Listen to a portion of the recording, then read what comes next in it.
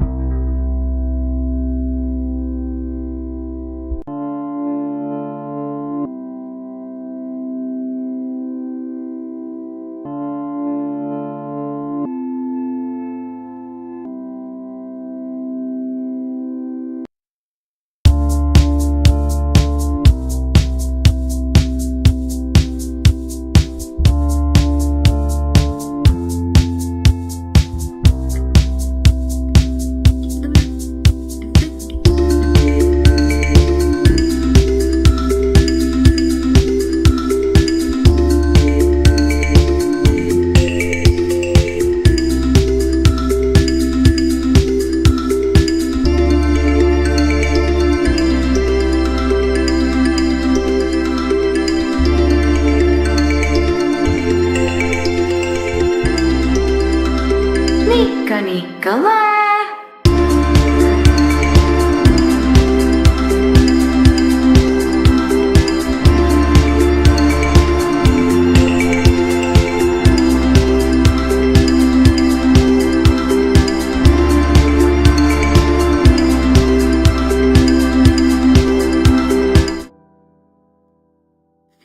Hello? Hello? Is this thing on? Oh my god, it's been so long. Hello, GPZ. Hello, Taz. Hello, Paul. Oh my god. Live, yeah, live.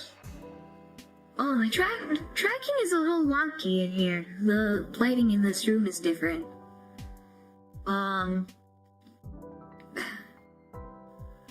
I told you guys, I was moving. Oh boy, oh boy, oh boy, oh boy, it's been an ordeal. Oh. Oh, yep, there goes my tracking. Yeah. The light is like behind me, so it's not picking up my face quite right. I'll have to see what I can do about that later, maybe. But, yeah, I moved down south, down by my areas. I packed everything up out of, oh my god. Tracking, will you please cooperate? Oh my goodness. Why are you doing this? Why are you like this? Tracking?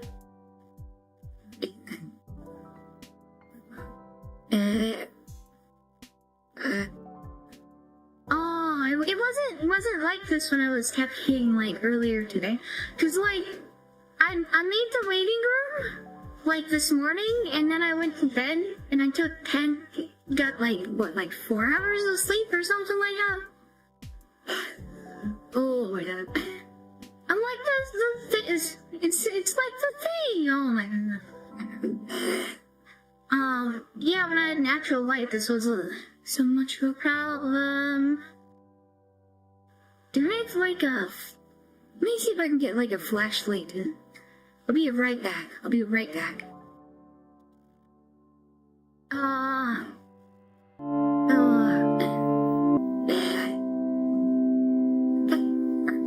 okay.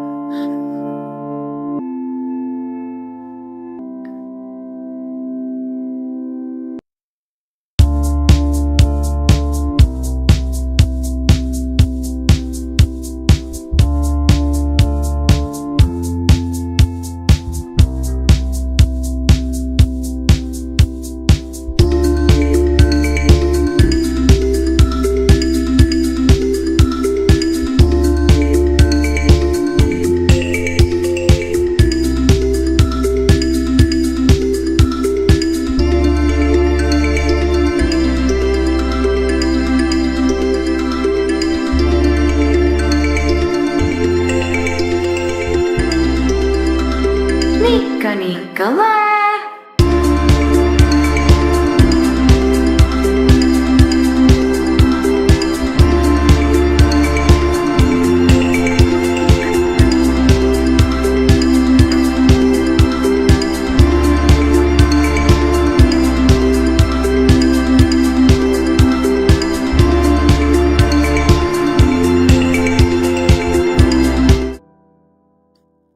Alright, that should work a little bit better. I got a flashlight to light my face so the tracking will actually pick up.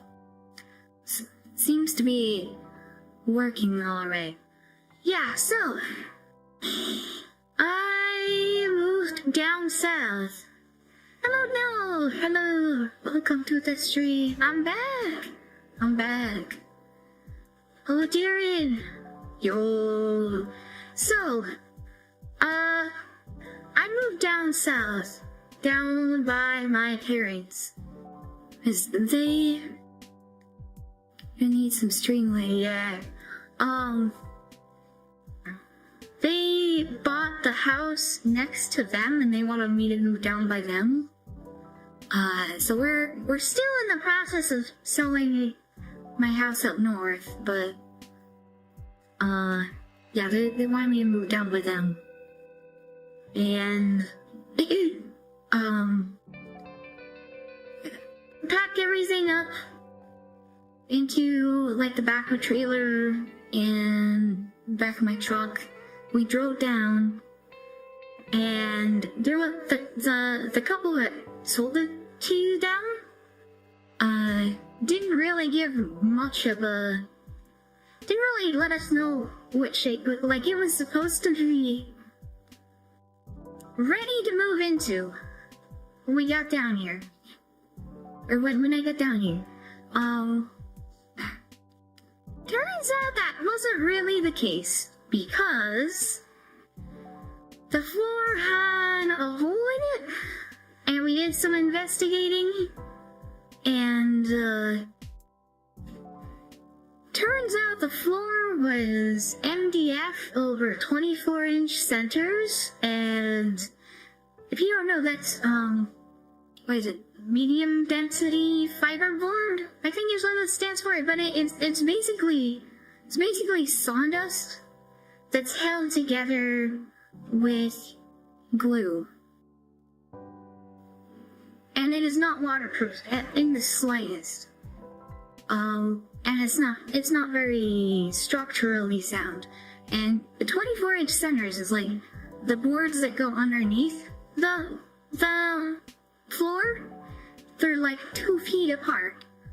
Like normally you'd have them maybe like 12-inch centers, or even closer than that, maybe like 8-inch centers.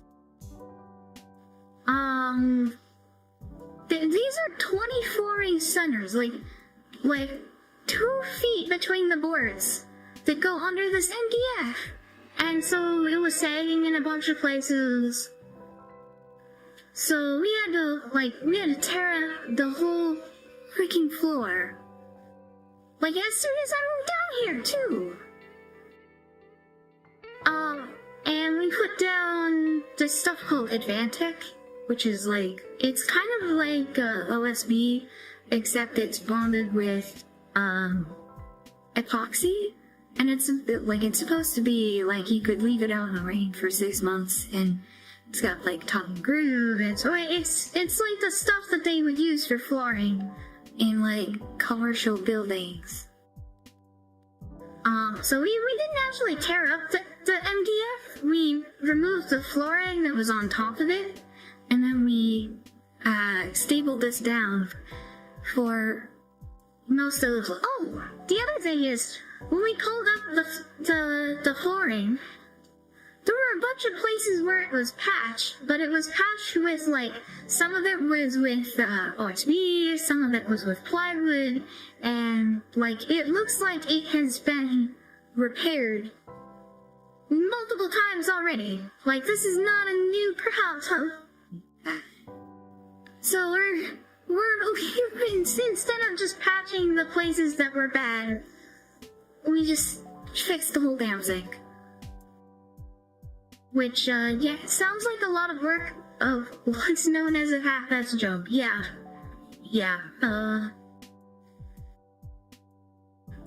And, of course, this whole time, I've been staying in the guest bedroom in my parents' house, and I don't really want them to know that I'm streaming. I don't want them to really know about my channel and whatnot. So I didn't really want them to hear me streaming from their bedroom, from the guest bedroom in their house. So that's why I haven't been streaming for the last 3 months. But I'm finally moved into the house. Not done yet, because we still have carpet to put in this room, which is like the office room. Oh my god, my dragon got messed up. There we go. Yeah. Oh my god. We have carpet to put in here, and we have carpet to put in the living room. But we did get a bunch of the flooring down. Builder grade carpet, or are you getting fancy? I don't know. We haven't figured that out yet. I haven't quite figured that out. Although, hi, Lucy. But one upside of living here is there is a dishwasher here. And, oh my god. This return can be an excuse to upgrade the voice changer if the pony anons can make a model with one sentence sound flawlessly human. Surely there's an upgrade to this one? It's funny you should say that. I haven't seen much of, I didn't see, this was on my list of things to talk about, was, that a lot of open source AI has kind of been stagnating. Like, if you go to the repo for, retrieval-based voice conversion, it hasn't had an update in like 2 years. Nikolai demoed the voices of other flavor people and they all sounded really good. Yeah, that is true. This model, I didn't actually train this model myself. I trained a bunch of the other models. Yeah, RBC is dead, SVC is still alive. SVC? I haven't heard of SVC. Let me look this up. SVC. Yeah.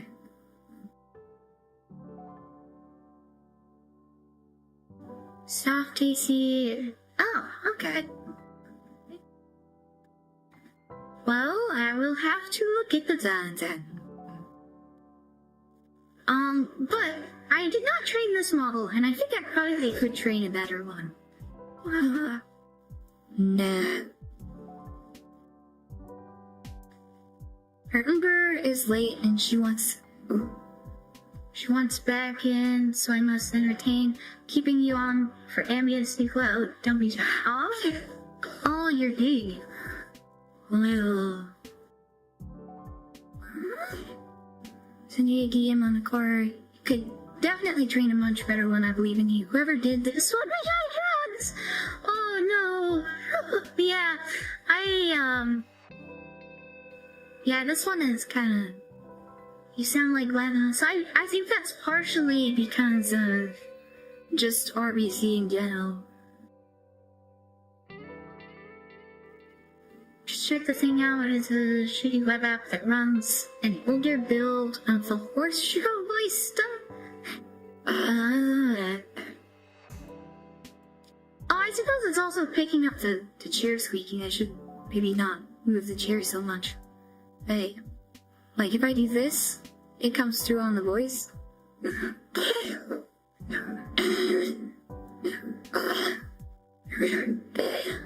Right?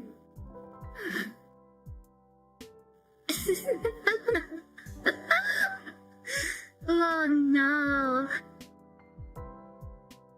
Oh no. I'm drowning out. Art is adorable. I generated this this morning before I went to bed. Sounds like a gremlin. But yeah, it's something I wanted to talk about was that I've noticed that open source AI is, at least from what I've seen, it seems like a lot of things are either stagnating or it's software as a service. And I like a lot of the really big tools, like you think of like Sora, you think of Grok, or like Google has Nano Banana now, like some of them are getting really good, but it's software as a service. And it's like the whole you'll own nothing and you'll be happy thing. It's like I saw there was the news about my tracking messed up. Here we go. So I saw there was the news about Nvidia not selling graphics cards and instead selling like access to a server where they would run the games on like a server, and then you would, and then they used to take like 100 hours for it. And like people are really up in arms about that, and you should be. But it's literally the same deal with AI, and nobody's up in arms about it because AI is new. Like nobody's had like the last 10 or 20 years experiencing local AI, unless you're some nerd who set up Stable Diffusion or table-based voice conversion. But everybody's using Grok. Everybody's using ChatGPT or whatever. Yeah, I'm sketched out by that. I'm really sketched out by that because,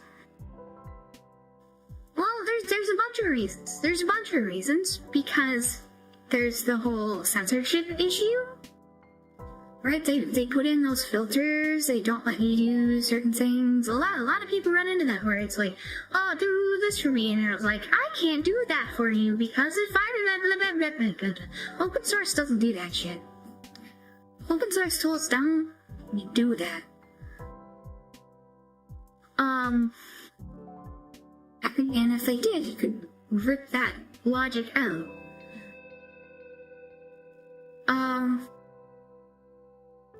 No, DVR can't do that. Yeah, exactly.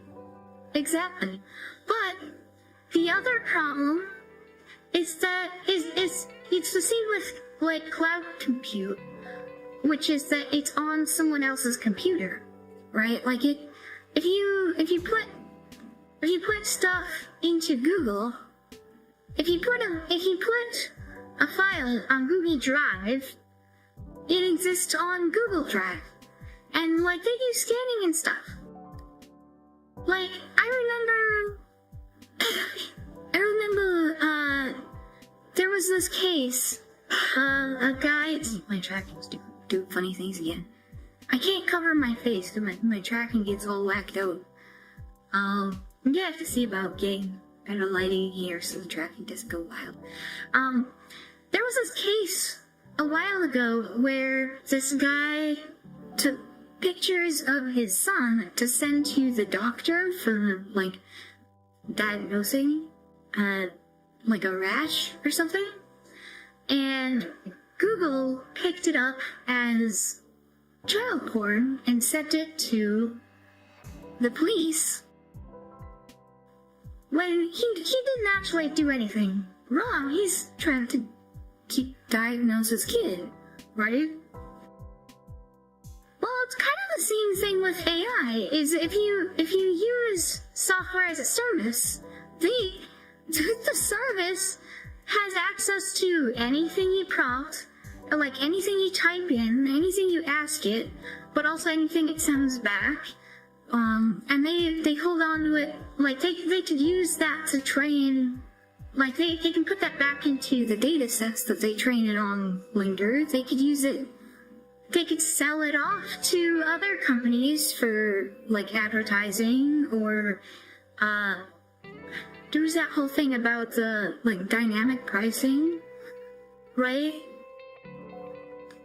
There's some really evil stuff that some of these companies can do with this data. Hello, random accounts. Hello. And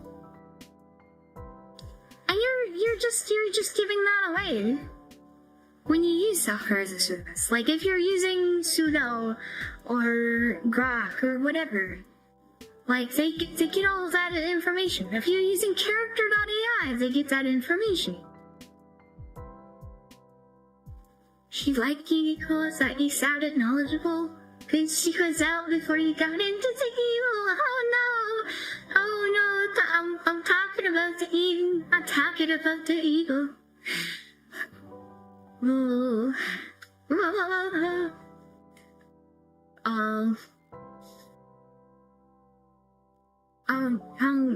I'm getting sketched out by, but well, hackers do funny things here. But open source AI has been kind of left in the dust for a lot of development, because a lot of the people who do it are getting picked up and hired by these companies that have them work on things that just kind of exist in these, like these private companies' database, or their code base, right? So, like I use Stable Diffusion Forge. That hasn't had updates, and like I looked on that had a commit like 4 months ago.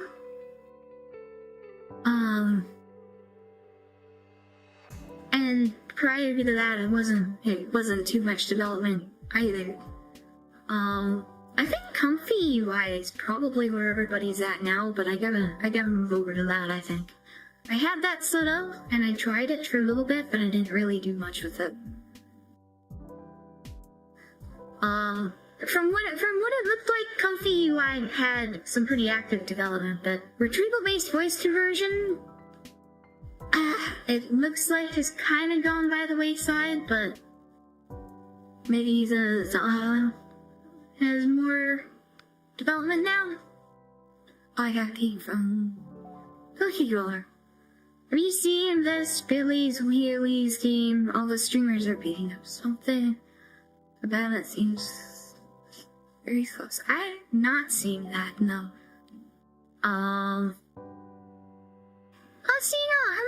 Hello, Cute. Nicola.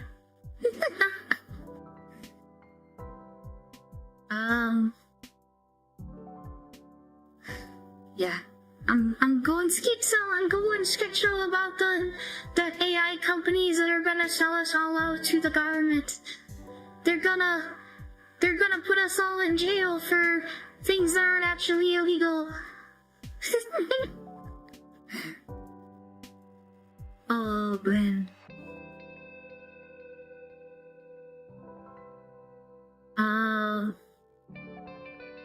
What else am I got on my list?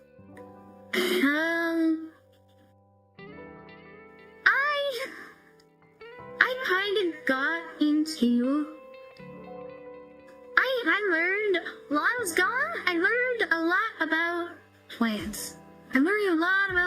It's a video from this chick. Her name's Laura, and her YouTube channel is Plants in Jars. I don't know. Should I do a quick react slopple to the to the video that got me into the plant rabbit hole?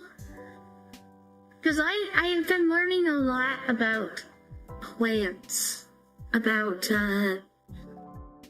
tissue culturing plants. Reacto boy. Okay. Let me load up the instant cute browser that's like my separate profile for streaming. And then I'll do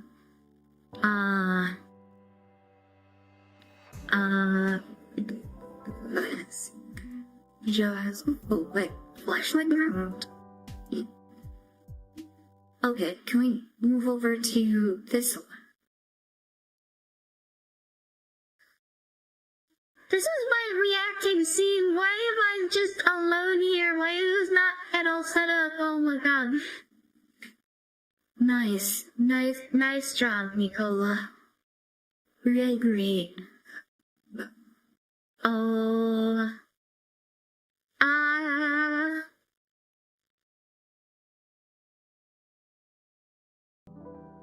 I don't have the BGM on around this one.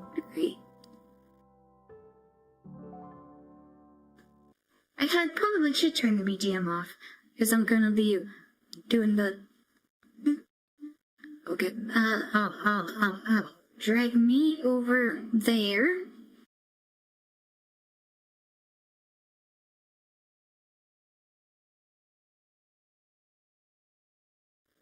And then,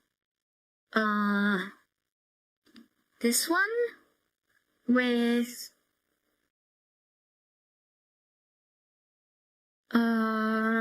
this one. Yeah. You can make it a little bit smaller, too.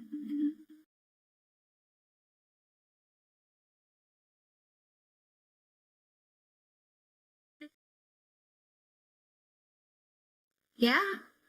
So, I saw this video. Which was, I accidentally crashed the rare plant market. Oh, I can hardly reach it. It's seasonal to hang a lot in the snow. Yeah, let's... This video. Save Oh, I don't... Where's my... When they get close to the right spot or something. money feels right. Just like when things are packed tidy and tight. 2 months ago, I purchased this plant for $125, and I cloned it from a leaf sample using a process called tissue culture. It's 60 days later, and I currently have 50 clones of that plant that I started with. That's over $6,000 worth of plants, all in exchange for about 2 hours of hands-on work. Plant tissue culture is a process that is simply enough to do at home in your kitchen, and that is a big problem for rare plant collectors because the moment you can mass produce something, it's no longer rare. Today I want to talk about how tissue culture is absolutely destroying the rare plant market and also the role I may or may not have played in its demise. Before we get into it, please remember to like this video and subscribe if you're not. Also, I have a website, plantsandjars.shop, where I sell supplies for doing tissue culture at home. The most popular item for beginners is the Plants and Jars starter kit, which includes the 5 products that you would use to make tissue. So here's the thing is, she's making it out to be like there's this huge gold rush, like there's this huge boom in the plant market, which apparently there was, like, during COVID. But since then, the supply has kind of caught up with the demand and maybe, overcorrected even. So, there isn't quite the kind of money she's making it out to be. But I think the science is still really, really cool. But her business isn't actually selling the plants.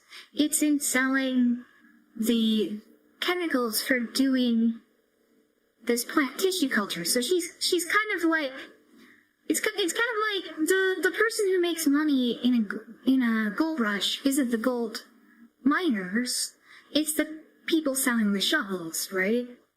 Plant drugs. No, it's not plant drugs. It's like well, I guess kind of, yeah. It's well, I think she'll probably explain it here, but it's like the nutrients and some plant hormones that encourage specific things that you want, like the multiplication media does a bunch of branching, and then there's rooting media, which encourages roots to grow out of the bottom, which you do, like, at the end. But culture media, or that gel that the plants multiply on. The starter kit comes with digital access to my protocol library, which contains cookbook-style recipes for cloning all sorts of different types of plants. I actually cloned that super expensive begonia that I just... So, I have not done a setup like this, but I really want, I wanna get into this. I wanna do a setup for this. Yeah. I haven't yet, but I really want to. Cause I've been, like, in the middle of, like, moving in and whatnot, right? But this looks really, really fun. Showed following the Plants in Jars begonia protocol. Everything will be linked below, including a beginner, no experience needed tutorial for how to use the starter kit. Okay, let's get into it. There is a whole subculture of people who collect plants. It's kind of like Magic the Gathering cards, sneakers, or expensive watches. People like to collect things that are perceived as rare and therefore valuable. But unlike Magic cards, which Wizards of the Coast can agree not to reprint in order to protect their value, plants are living things. That means if you have one plant, you can pretty much always use that plant to make another plant, and then another one, and then 50 more, and all of a sudden, your $300 one-of-a-kind plant is being sold on Facebook Marketplace for $20. The ability to propagate plants is what makes the rare plant market so unstable. Prices can skyrocket when something new and cool appears, but then collapse once people start multiplying it, especially with methods like tissue culture that are very effective for creating a lot of plants in a short amount of time. The thing is, she's kind of like the plant skeleton, except with, like, multiplication. Plants can multiply so easily. Why did I still pay over $100 for the one that I just showed? The main reason that plants like this one, which is a begonia pink urchin, can be so expensive is because they just aren't available on a commercial level. You can't just walk into Home Depot and get one. You have to go to some random lady's Etsy store and riz her up before she'll sell it to you. Because only small hobby growers... The other thing I've noticed with this, I looked into this a little bit, and they're all, like, anthuriums and monsteras, and they're all, like, minor variants of, like, the same few plants that everybody has. They're not at all, like, super, like, there's, like, very specific varieties that I guess are rare because they're, like, very newly bred or whatever. But it's, like, there's actual endangered species, right? Like there's native plants that are actually like on the verge of extinction. And they're all fighting over like these plants that are like not at all like actually all that rare. The thing was, what actually happened was in 2020 when everybody was all stuck inside because of the coof. A whole bunch of people wanted to buy houseplants. So there was a huge spike in demand for plants because everybody was all stuck inside, and they're like, oh, well, I never really noticed before, but my house is kind of ugly now that I have to be here 24/7. So they all went to buy the plants, and wouldn't you know, it kind of takes a little bit of time to grow plants. And so plants that were before, like, reasonable price just spiked, and it was like the tulip craze all over again. But it didn't all spike symmetrically. It was the ones that were kind of bred on like a smaller scale spiked the most because, well, at the same time, there was like this trend of collecting plants on TikTok, because there was like these TikTok women who were like really into, like, she'll talk about it, I'm sure, but anyways, after everybody went outside and touched grass, the demand kind of fell off again. But I think the science of like how this works is still really, really cool. I should rob a bot and taste more.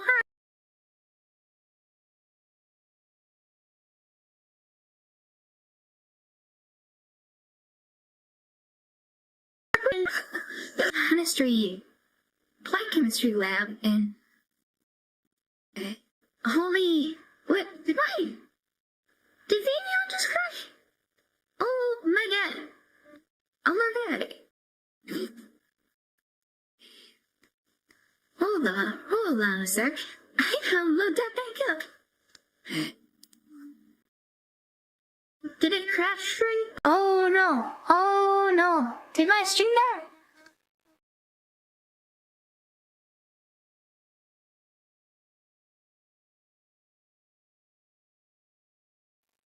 Hello? Did the whole stream here die, or we're back?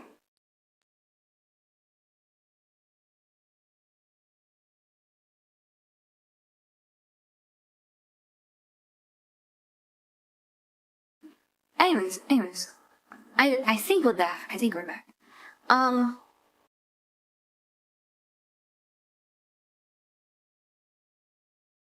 Growers are cultivating these plants. There's a very limited supply, and that allows the growers to pretty much charge whatever they want. In my opinion, there are two types of scarcity in the plant economy. Plant economy sounds crazy, but I swear it's a real thing. The first type is natural scarcity. When plants have natural scarcity, it's generally because nature has made them really annoying to deal with. I like to think of these as plants that you would see at a botanical garden, but not these at your are like local the actual plant store. endangered These plants are plants, difficult right? to grow. They grow really slow, and they sometimes have a very small native range where they come from. An example of a naturally scarce plant would be the Titan arum, I have a or cactus the in a pot that's been It's there hard to for like find 10 years. seedlings I'm of this fairly plant. certain it's a saguaro. If I planted it in the ground, I'd get a 30-meter tall cactus in like a decade. Wow. Real though. Time for me to eat. Sorry, I'm gonna. Alright, see you, Pillow. See ya, Pillow. Because they only flower every 10 years, so you can only get seeds every 10 years. Another Yeah, example these would be are- the elephantippes. It can take decades for this But plant to form the can still codex tissue culture that it's these. known for. Plants with natural They scarcity just take a tend long to be time difficult to to grow mass the produce full-size because thing. they're difficult to grow. This is the real me in This is an AI Oh, replacement. man. The background is real. the AI character. In cultivation. Tissue culture is powerful, but it doesn't overcome every limitation. Plants that grow slow also tend to grow slow in vitro. Some have really low multiplication rates, Yeah, cactuses and are they cool.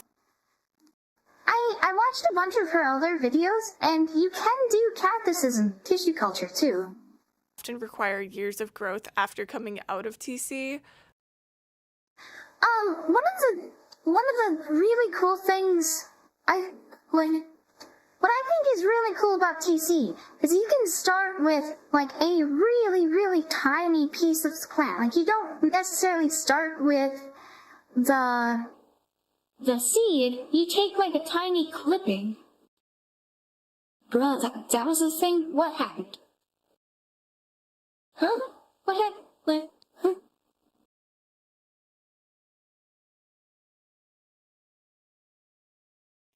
Did something happen? Okay, keep going. Yeah, like you can take a tiny little. Oh, I was talking about. Oh, yeah, abs. Right. String delay, yeah. Yeah, so you take a tiny piece of the plant. They call it an explant, and you grow it in the tissue culture medium.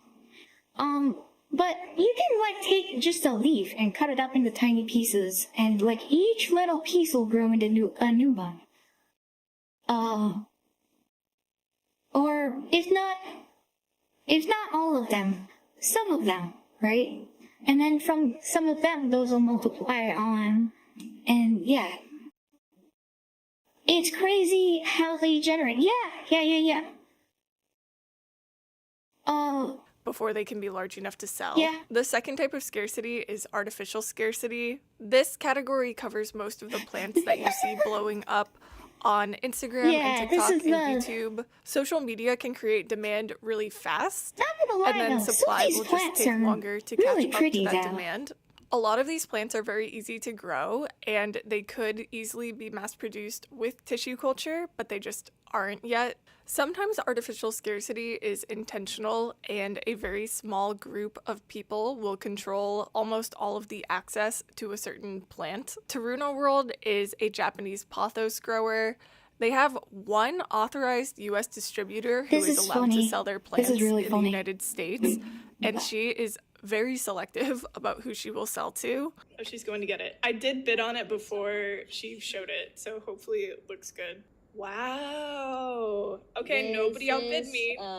Love song. When I tried to order a Teruno love song on Palm Street my phone's during dying. a live stream, I guess she knew who I was because she immediately canceled my order and also preemptively blocked me on Instagram. What? So anyways, I bought one on the black market instead. Jetties, this person is replicating my plants. Get him out of here. Blocked me on Instagram. So anyways, I bought one on the black market instead. Artificial scarcity can also happen unintentionally just because the supply chain is slow to catch up to demand. Even when a plant is a perfect candidate for tissue culture, there's typically a 1 to 2 year delay between the plant getting really popular on social media and the clones of that plant hitting the market. Laboratories have to acquire the plant, clean faster it, now successfully that get she's it into kind of tissue put a culture, spotlight on it. successfully multiply it, and then get them ready to sell. It usually starts overseas. Small TC labs in Thailand and China are very fast to react to things getting popular online and getting them into TC. A plant that will eventually become common I can think still there is some in feel the rare Philippines during this too, ramp-up right? period, simply because laboratories aren't magic plant vending machines. I know there's a bunch of the labs that do these that are in a few of the Southeast Asian countries? She mentioned Thailand, but I think there's some in the Philippines too. Back in July of this year, I purchased a Monstera electrolyte from a laboratory in Thailand for 500. Yeah, so when you get the thing from the tissue culture company, you just get like this tiny little itty piece of plant that you can grow into like a full plant, or put back into tissue culture and make my own them too. That same plant, just like 4 or 5 months later, is now available for $250. There's a chance that this Monstera cultivar will never get popular enough to become commercially available, but I would bet that you can probably get one for under $50 in the next 12 to 24 months. Also, yes, I realize that spending $500 on a plant is crazy, but the P in PIJ is for plants, not for profits. Once a rare plant becomes widely available through TC or mass production, some sellers will still try to keep their prices artificially high. When prices were dropping for the Spiritus Sancti a few years ago, some sellers started advertising their plants as seed grown to try to position them as more valuable than clones. Today I wanted to talk about some of the issues with tissue culture plants. This is Spiritus Sanctii. It's a philodendron, one of the rare ones out there. And if you look real close, you'll notice how we have a radial growth pattern. Now, nobody wants that. This here is an example of a seed-grown Spiritus Sanctii. Now, as you can tell, it has all the features that you're looking for. You got balding in the front, party in the back. We call that a skullet. That's the key feature that you're looking for with Spiritus Sanctii. My plant isn't an AI-generated plant, it's a real plant. You can't get that out of tissue. A lot of people have very strong emotions about tissue culture plants versus seed-grown plants. The main difference is that tissue culture plants are all clones of each other. Yes, you can see here, that is the tough part. It's finding a buyer. It's finding finding the market, finding the people who actually, like, you could sell a plant, like, you can put a plant up for sale for $500. You gotta find somebody who will actually buy it for $500 though, right? Hell, that's way to start. Yeah. Niche for sure, yeah. They're all essentially the exact same plant. Seed-grown plants can look a little bit different from each other. I ruined the rare plant markets just out of spite, not even for profit. True. These, the TikTok plant women, I swear. Because seeds are a result of sexual reproduction, which mixes the DNA of the plant in unique ways each time. The marketing around seed-grown plants is very similar to the... Oh yeah, this is the other thing, which is that, tissue culture does, like, perfect genetic cloning of plants. Like, because, it's asexual reproduction. Like when you grow a plant from seeds, it's sexual reproduction, and the resulting plant is different. Like, it's genetically different from the one that you got the seed from. But, was she right with the Chelba? What did he mean by this? Yeah, you know a lot about sexual reproduction, don't you, Oishi? Oh my god.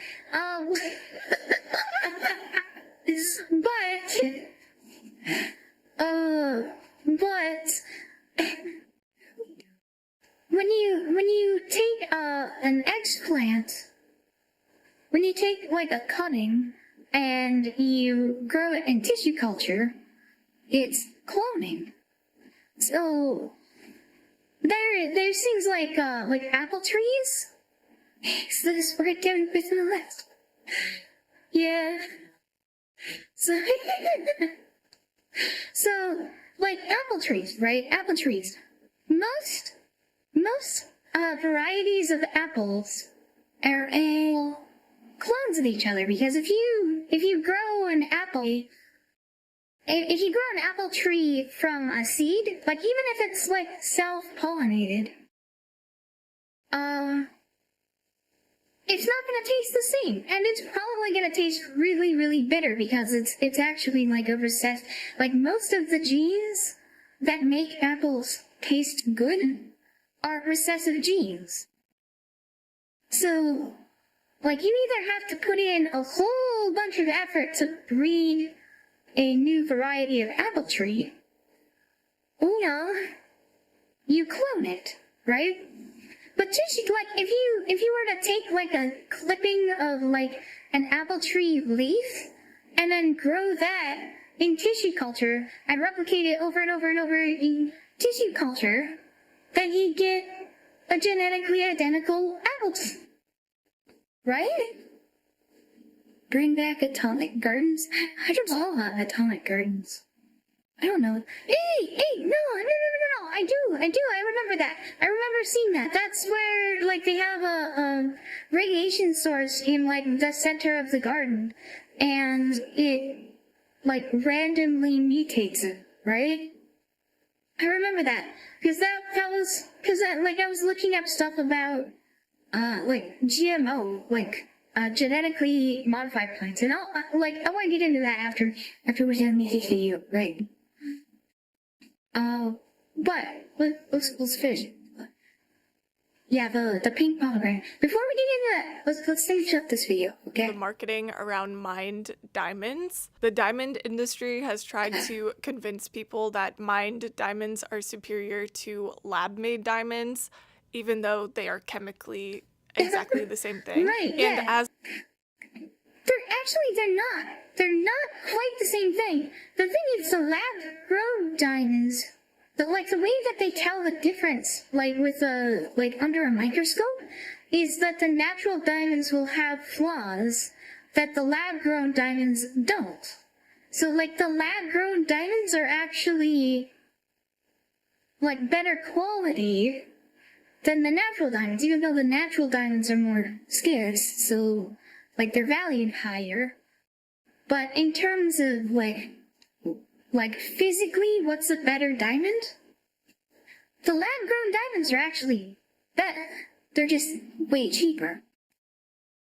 As lab diamonds became more popular, prices for mined diamonds have actually fallen as a result. Not because mined diamonds have gotten worse, but just because there's a cheaper, equally good alternative available to people. Personally, I don't really care whether a plant in my collection came from tissue culture or was grown from seed. It's not something I really think about. When a seller claims that their plants are more valuable because they were seed grown, all I really hear is, please keep paying 2019 prices. I don't want to lower my price. I need effort in separating my diamond. Please. They're more common than you think? Diamonds are more common. Yeah, because of, like, De Beers and whatnot. Like, I've heard those.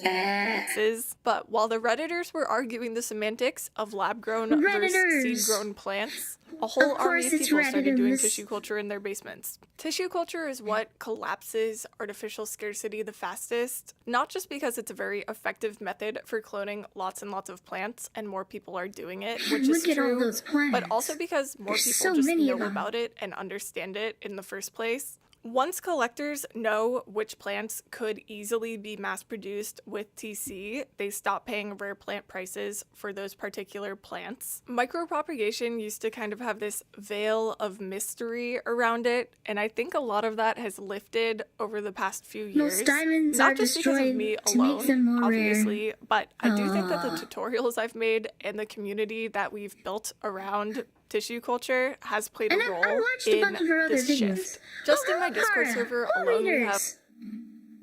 I didn't see what Carmen was up to. What were you guys doing? Hello. I just read Carmen's monetized now, and Clara can do raids. Yo, that's actually such a huge thing.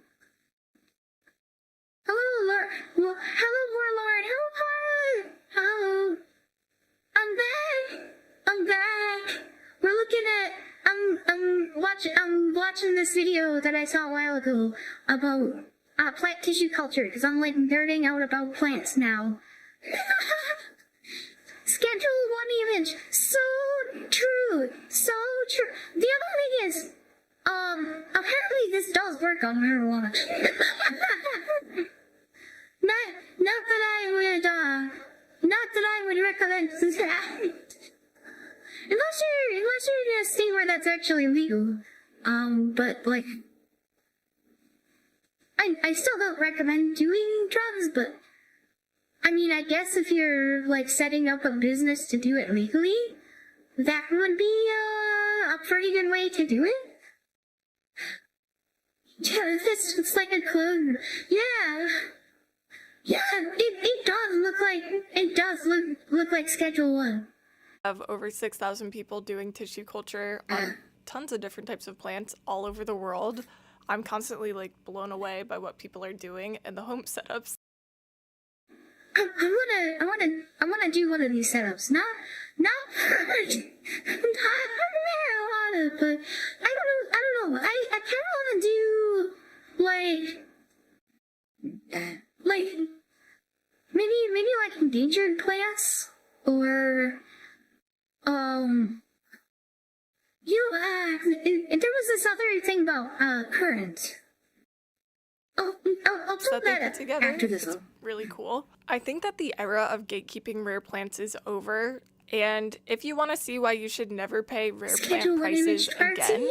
I want to show you what really happened with my begonia experiment. Now, in full transparency, this experiment was such a hot mess. I should have ended up with thousands of plants. I told you at the beginning, You have I the ended up knowledge, with no? I'm 50.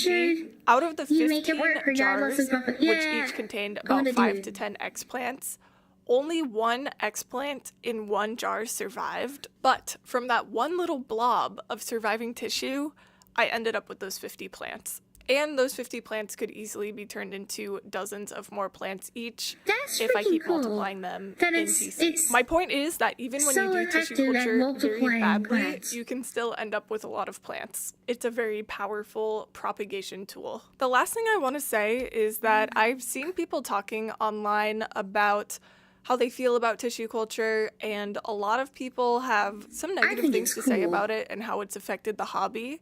So my question for you guys in the comments is, has tissue culture ruined the magic my of collecting for plant that I you, bought or for do you think it $1 improves isn't the hobby worth for the better? anything Again, anymore. please remember to like and subscribe, and I will see you guys in the next video. Bye! Keep that ultramite horticulture, son. Yeah.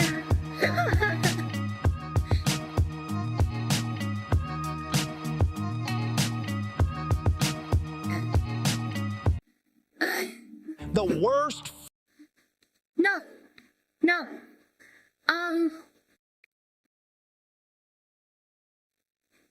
Do we do that thing about genetic modification? Let's look at black currants before we get into genetic modification. There was where was the video? This one. This video. This right here is the finest dessert I've ever bought, and I can't make it myself.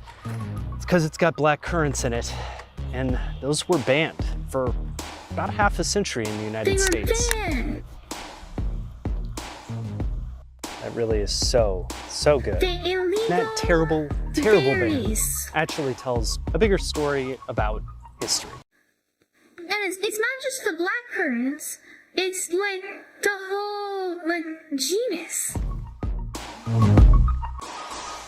Okay, let's walk and talk. So I broke my real camera lens a couple weeks ago. Just gotta get that off my chest. That's why I'm vlogging on the Insta360 like a skateboarding 16-year-old. Anyway, the more important story is this. The black currants.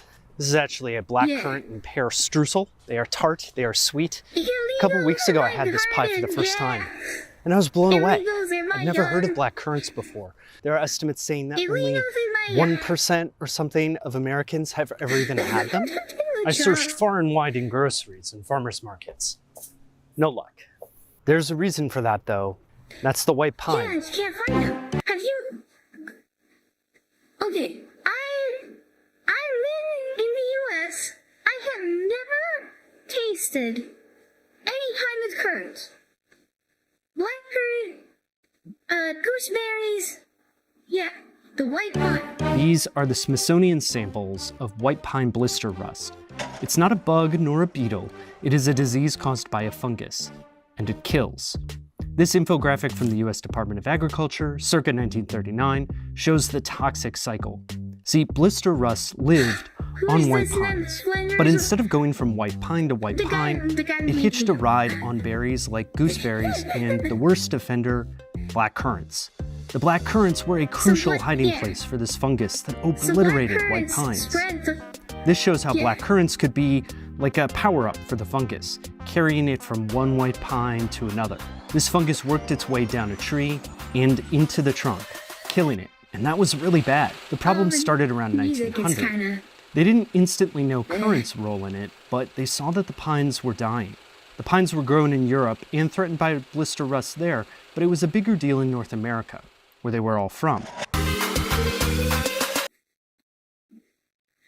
So, the trees were all dying out because of this fungus, and the currents were spreading the fungus. That was bad. Depends where you look, but white pines had a value of anywhere from $400 million to $1 billion. They represented the logging industry, and they were going to be destroyed by blister rust. So Americans in the 1910s had to make a choice. Kind of They chose to abandon my sweet, sweet berries. All right, I'm off to my local grocery store because they have a really good international food section, including British foods. British.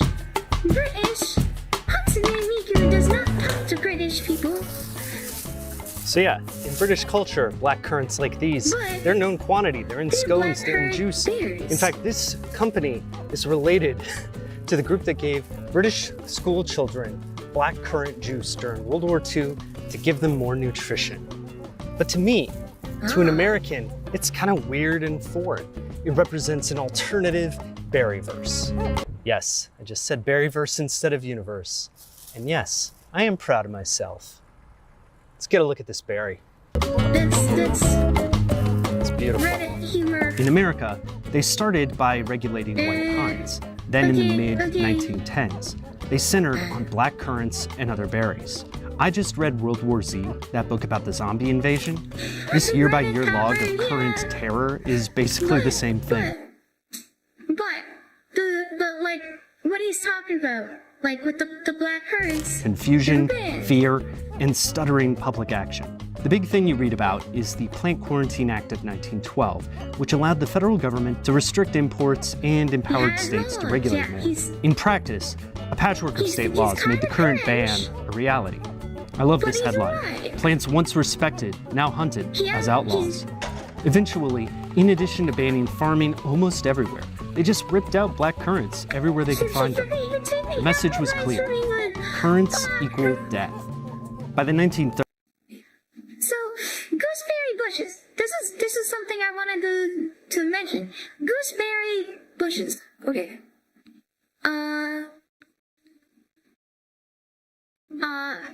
Gooseberries. Yeah, gooseberries are one of the species that was in the family that was banned. It was in currants.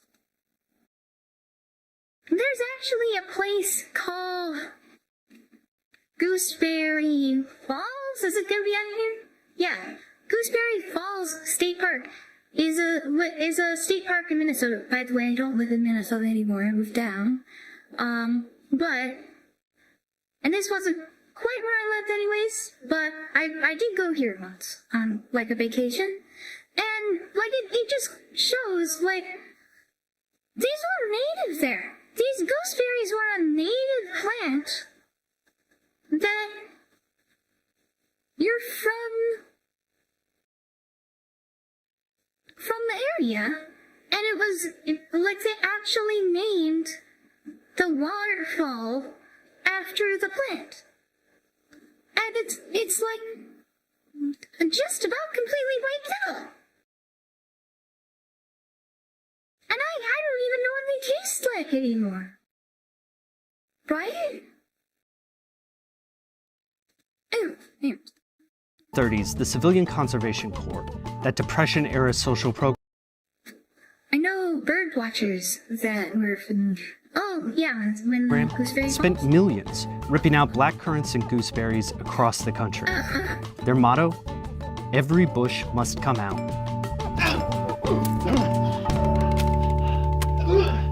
Oh yeah. I'm so excited right now. Oh my God. It's like if grape juice got out of the juice box and got a job. That sounds good. Maybe a law degree. I like grape juice. So good. All right, so what is the actual takeaway from all of this? Why does any of this matter? I suppose you could be skeptical of You can whether still get these some, removal including the programs bushes, were but effective, from what I hear, they're or very maybe you could special be plant. interested Yeah. that the Hold on. federalization of these programs kind of began at the same time there was a federal income tax being I'm established. gooseberries. So government had a changing role in this time period in ways that we notice and in ways that we never realized. But honestly, these are getting a little into hot take land for me, and I don't know enough to say that the decision was right or wrong or that we could have done anything better. There's a picture that I'd like you to look at. This shows some school children in Mississippi in 1930, after a drought. They're eating currant cookies sent to them by the Red Cross from abroad. These kids had a flavor in their childhood that most Americans just didn't. For me, I guess it's the history that fascinates me. Accidents, fungus, and finance shape things as simple and disconnected as our taste. Improved fungicides and breeding have meant a lot of the current bans have been lifted. There, that's the bin. They've been lifted. They're no longer banned. They're allowed. So, like, these berries are, like, all the not. They still exist. You can get them. But they're all completely wiped out. And they were native. And the reason they're back is that we have fungicides that can deal with the reason why they were banned in the first place. So, why not grow it? Why not? Get berries now that we're fermenting them? Brandy? Oh, yeah. I don't drink alcohol, but, you know, I bet you could do that. But, like, I really like fruit flavored pop and jam and jelly. I like fruit juice. I like all things fruit flavored. I like all kinds of different fruit. I've never had these before. I want to grow some. And, like, I don't know what the difference is between the different varieties. Like, I don't know, like, do they taste different? Like, they look really different. I don't know. What do they taste like? Almond germs. Yeah. But that legacy means that these berries are still obscure in the US. The streusel and the juice that are so delightfully foreign to me were predetermined to be scarce by the economic imperatives of 1900s loggers' interests. Knowing why my sweet berries are so hard to get, even today, that makes them even sweeter. All right, that's it for this video. Thanks for watching. If you haven't been here before, I do personal and history type videos on this channel, and I really do love these black currants. If you could subscribe or like this video, that'd be awesome. Also, if you have more experience with these delicious berries than I do, let me know. I'm sure that a lot of you do, and I'd be interested in learning about it. All right, that's it for this one. I'm gonna sit here and sip for a little bit longer.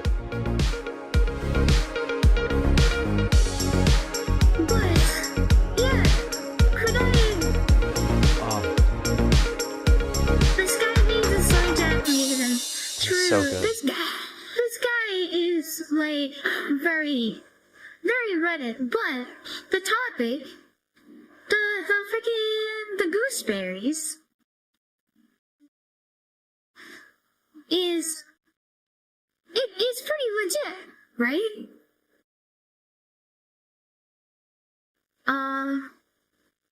Yeah, and so for I kind of want to maybe try to get these into tissue culture, and like we don't have the risk of them spreading the fungi all over. As always, the hipsters are right about their subjects. But honestly true.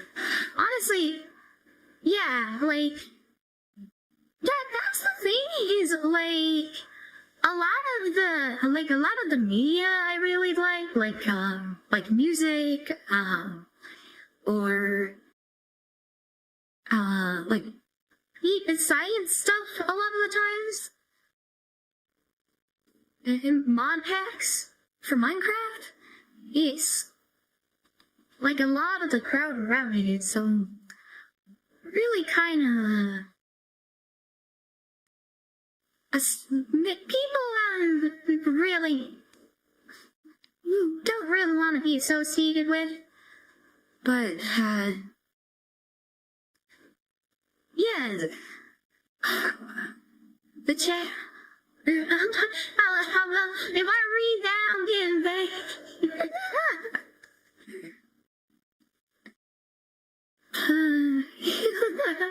It's a guy or girl that's deep into the subjects.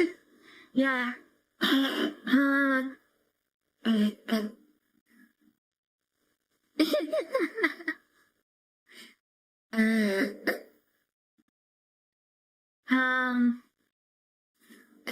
But yeah, try to look up nuclear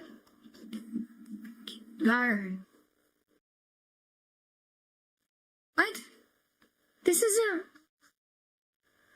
what I wanted at all. Atomic guarding. Yeah, this is what, who was it that mentioned that earlier? Was it now?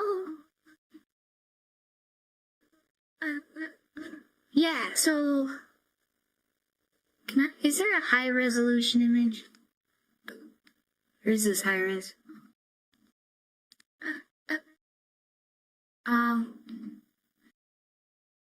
So, like, the earliest GMO is just selective breeding, right? Where, over, centuries, they would just gradually pick and choose the ones that worked better, right? And I don't really have much of a video to show for this, but then there was the atomic gardening, where they would put like a radiation source at the center here, and then grow various crops around it, and then because of the radiation, they would mutate, right?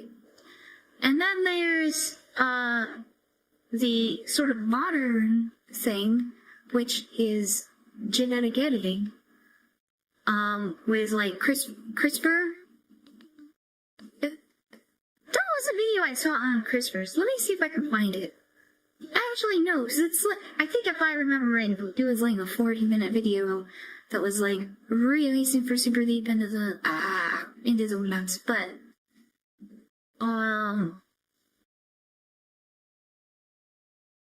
yeah, so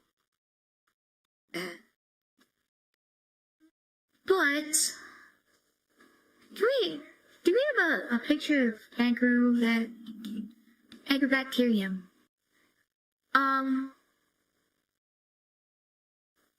So genetic engineering, right?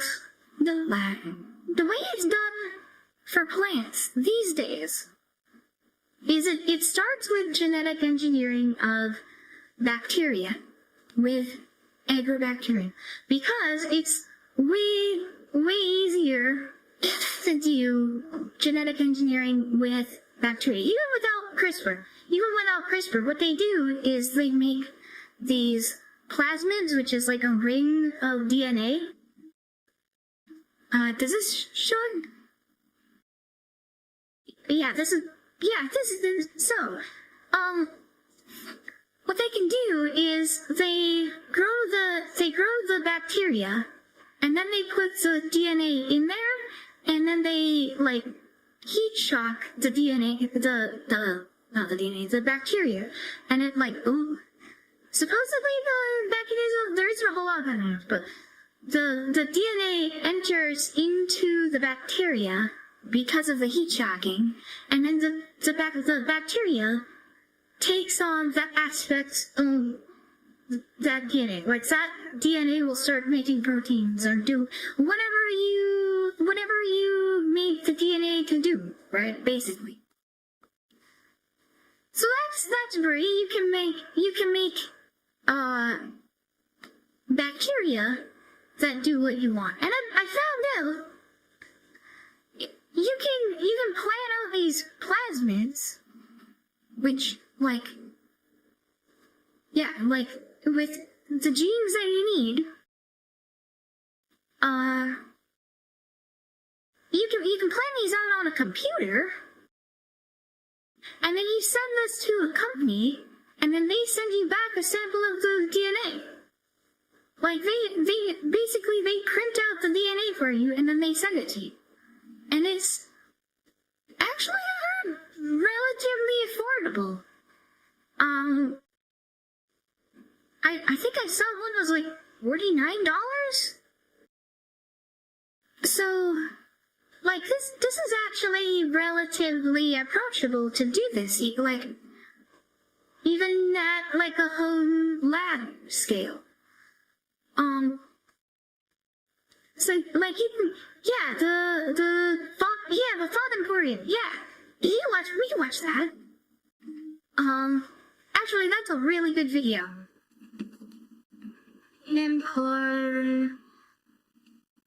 Emporium. Yeah, we'll watch that. This Silk producing yeast. I think I just saw it, actually. Yeah, this one. One right? thing I've noticed about football fans is they all talk like the players can actually hear them. I Proud of you. But when you This video was made possible by Brilliant. It might seem strange, but this little tube of yeast is probably the most valuable thing I own. Just to make it took hundreds upon hundreds of hours of design time, lab work, and countless failures. And not only that, it cost thousands of dollars in gene synthesis, equipment, reagents, and so much more. But after more than a decade of dreaming about this moment, and frankly years of work, I've finally done it. The yeast in this tube produce real spider silk. Okay, let's rewind a little bit. Longtime viewers will know that this isn't the first time I've talked about this project. In fact, there are at least 3 other videos. The dude has a ton of... The dude lost a ton of points with me when he uploaded that one plant that cleans air video. It was 1000% obvious to be a blatantly sponsored video. I don't know. Even the mines? But he only added this video was sponsored on a re-upload after people complained.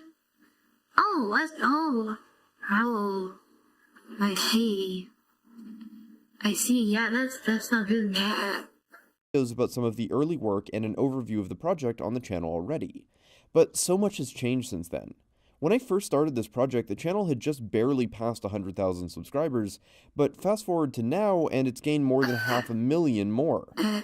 And even though I had several years of biowork under my belt at the start, I've grown so much since then, and have so many more completed projects under my belt now, which ultimately led to the eventual success we'll be talking about in this video. The original goal of the project was straightforward: use yeast to produce spider silk, hence spider beer, even though you almost definitely wouldn't want to drink the result of this fermentation. As these things always go, the original roadmap to success was nice and simple. Get some spiders, isolate their DNA, isolate the silk gene, stick that into some yeast DNA, and then use that to modify some yeast, and we're done. But things didn't work out exactly like that. Like, at all. The spider I chose was the southern black widow for a few reasons. easy. First, its silk gene wasn't but because protected by any they patents, appear so I could open to be source this easy. when it's done and make it available for people to play with. Second, its silk is just as strong as the golden orb weavers that are normally used for this sort of thing, topping out similar to Because he Kevlar. thought they would be In easy. theory, Southern Black Widows are also very easy to buy on eBay, and I was able to purchase a whole vial of I want nightmare fuel for a winners. grand total of $15. And thematically, let's be honest, Black Widows look cool as hell and make for some awesome merch designs. And this is where things went spiraling into the failure inferno, or as we like to call it, an average Tuesday in a biolab. That vial of nightmare fuel preserved the spiders in 70% ethanol. This is plenty concentrated if you want a physical specimen to look at, but is utterly useless at preserving DNA, as the DNA-degrading enzymes in the spiders remains active. So after several months of attempting to isolate high-quality DNA and perform PCR reactions on it, we realized that this avenue was completely useless and had to look somewhere else. I reached out to some Black Widow breeders online and bought a few dead dry samples from them, but at this point the idea of isolating the gene directly from the spiders was seeming pretty pointless and frankly exhausting. So we cut our losses and pivoted to a different angle. I'm also leaving out a ton of other small experiments that we tried that led nowhere, as well as progressively upgrading most of my equipment and fine-tuning various protocols by running them dozens and dozens of times. For anyone who's tuned into the Whose Gene Is It Anyway live streams, you'll know that I've become quite competent at designing DNA from scratch, but it was this project that really drilled those skills into my head and is the reason I can even do those streams.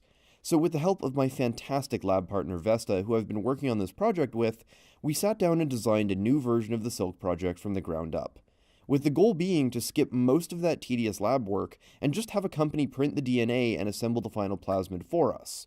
Then all we'd need to do is load it into some yeast, saving us a ton of time and expensive resources. To understand our design, let's first take a quick look at the molecular structure of spider silk. Like most things in the world of biology, spider silk is a protein, which means it's a long string of amino acids. And the exact order and composition of that chain is what gives silk its fantastic properties. So the other thing is that a lot of the other things that you generally want to do with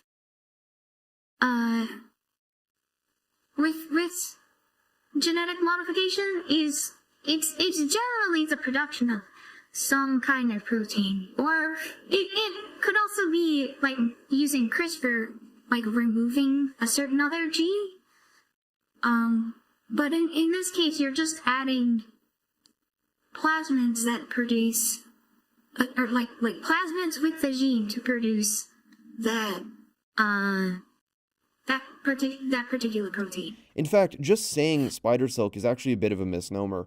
Most spiders actually produce anywhere from 3 to 10 different varieties of silk and can mix and match them to smoothly alter the properties of their web as they build it. The main type of silk synthetic biologists like myself are usually interested in is dragline silk. This is the type of silk used in the main construction of the web for things that need to be tough enough to withstand an insect thrashing around without getting torn up. This type of silk comes from the major ampullate gland in the spider's abdomen, and depending on the species is usually called MASP1, or major ampullate spideroin protein 1. It's quite firm and not overly stretchy, but very, very strong.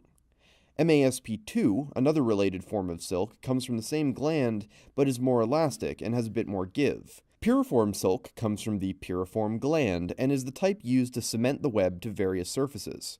It's a little bit sticky, but importantly, it also has to be incredibly strong, as it's the only thing stopping the web from coming loose when something hits it. And finally, flagelliform silk, or flag silk for short, is what's used to make the rungs of the net of a spider web. It's the most stretchy by far, as it needs to bend a lot or it would just shear and snap when things hit it. All of these different types of silk can be broken down into monomers. I wonder if they could make nylons, like leggings from the stretchy spider silk.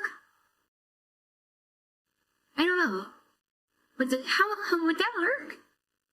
These are short stretches of amino acids that within a margin of error just repeat over and over again throughout the length of the gene sequence. Maybe. Or at the very least, they recur in the gene many times with some random spacers between them. When biologists make various organisms like bacteria or yeast produce silk artificially, they typically take one monomer from one type of silk and have that short piece of DNA synthesized. Then in a lab, they basically just copy and paste it end over end until they have a stretch of DNA that'll give them a protein of the length that they want. I didn't go this route for a few reasons. Primarily, that process is extremely tedious and expensive, and requires a lot of reagents and time. Also, the chance of failure compounds every time you do it, so you could end up redoing various steps over and over and over for months. And each failure costs money, potentially lots of it. But there is a pretty big reason that that's normally the method used. The way we synthesize DNA is very sensitive to repeating sequences, so normally things like silk can't actually be printed, as it confuses the machine, so you're stuck doing it by hand the hard way. We tend to think of DNA like it's computer code, but it's not. It's a physical molecule taking up physical space. DNA is normally printed in short 150-letter sections, which have to be stuck together into one big sequence. With repeating sections like this, it's very easy to get pieces mixed up and have things go together in the wrong order. So it takes more manual effort to account for this, so most companies will just either refuse the order or charge enormous sums to manufacture something complicated. So I'm left with a bit of a catch-22. I want to chemically synthesize a big silk protein gene to save myself time and effort, but that process is sensitive to repeats and silk is all repeat all the time. To get around it, I had to do something very weird, and in my opinion, a little clever. I needed to introduce randomness to the gene while trying to maintain the protein's structure best I can. To do this, I first broke down different kinds of silk into their monomers, and divided those into subunits. MASP1, for example, has 2 subunits in its main monomer, which can be thought of as the crystalline and elastic subunits. The crystalline region forms what are called beta sheets, and the elastic region forms alpha helices. And normally they come one after the other over and over and over again. The crystalline regions are what gives silk its strength, and the elastic regions are what makes it stretchy. What makes silk strong is that the crystalline regions from various individual proteins can all stick together like Lego, forming massive, strong crystalline regions. These come together into one cohesive strand held together by hundreds of thousands of hydrogen bonds. But rather than just being a solid crystal, those Lego-like regions are strung together by the highly elastic regions, allowing the protein to bend back on itself and knot together into a solid fiber composed of many thousands of individual strands. And because each individual fiber is quite long and has many crystalline domains, it can connect with dozens of different proteins in multiple spots, tying them all together tightly. The other subunits that I used are the beta spiral region from flag silk, and 2 regions from piriform silk which I noted as the proline-rich and glutamine-rich subunits. The flag sections should add more elasticity, and the piriform regions could make the fibers slightly sticky, though it's unclear from the literature if these subunits are what actually makes those proteins sticky. Instead, one of the reasons I chose piriform silk is that, fiber for fiber, it's almost as strong as major ampulate silk, but can take more strain, so I can get the randomness I want without compromising its material properties too much. By mixing and matching these, I should be left with a protein which mostly maintains the strength of MASP1 while actually having a little bit more elasticity. When we talk about the strength of a material, there's 2 things that we normally measure: stress and strain. Stress is how much load the material can actually take, and strain is how far the material will deform before it breaks. Toughness is the combination of the 2. MASP1 can take more stress, that is more load, but less strain, because it's not very stretchy. Whereas the other silks can take more strain, but less stress. That is to say that they'll stretch more before they break, but it takes less force to do so. It's kind of the difference between a steel cable and a rubber band. One can hold a lot of weight, while one can stretch a lot. Silk is like what happens when you mix the 2 and make stretchy steel. And that's not really a figure of speech. Spider silk can take both more stress and strain than most steels, and outperform most common materials. It seems straightforward, though. It's just a lot of steps, like cellulose, nylon, and other plastics.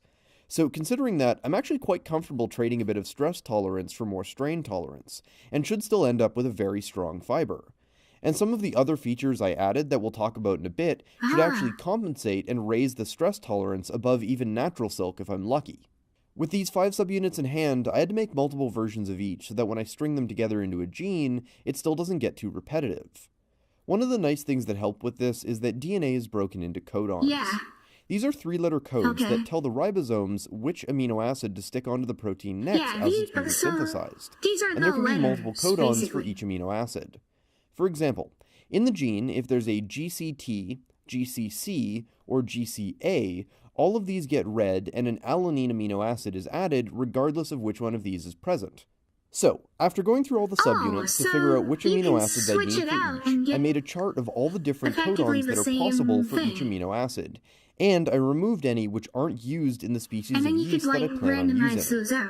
While a codon table like this makes it seem like any codon can be used for any amino acid, that's not accurate, and not all organisms use the same codons, and each tend to prefer specific ones over others. So using the alanine example from before, some organisms may vastly prefer GCT over GCC, so it wouldn't make sense to use a codon that an organism lacks the machinery to use properly. Those preferences are hard-coded into the chemistry of the organism, so trying to use a codon that the organism lacks the machinery for could ruin the protein and have it eject before it's... So because of this, if you put a gene into a plant, you might get, or if you put the exact same DNA in one thing versus a different thing, it might end up working differently just because of the different, okay. Finished being synthesized. With that done, I had a table that I could start building with. For each subunit, I fell asleep. How are you nice to see? I'm doing good. We're looking at the Thought Emporium's video about the spider silk using yeast. So we're talking about genetic modification a little bit.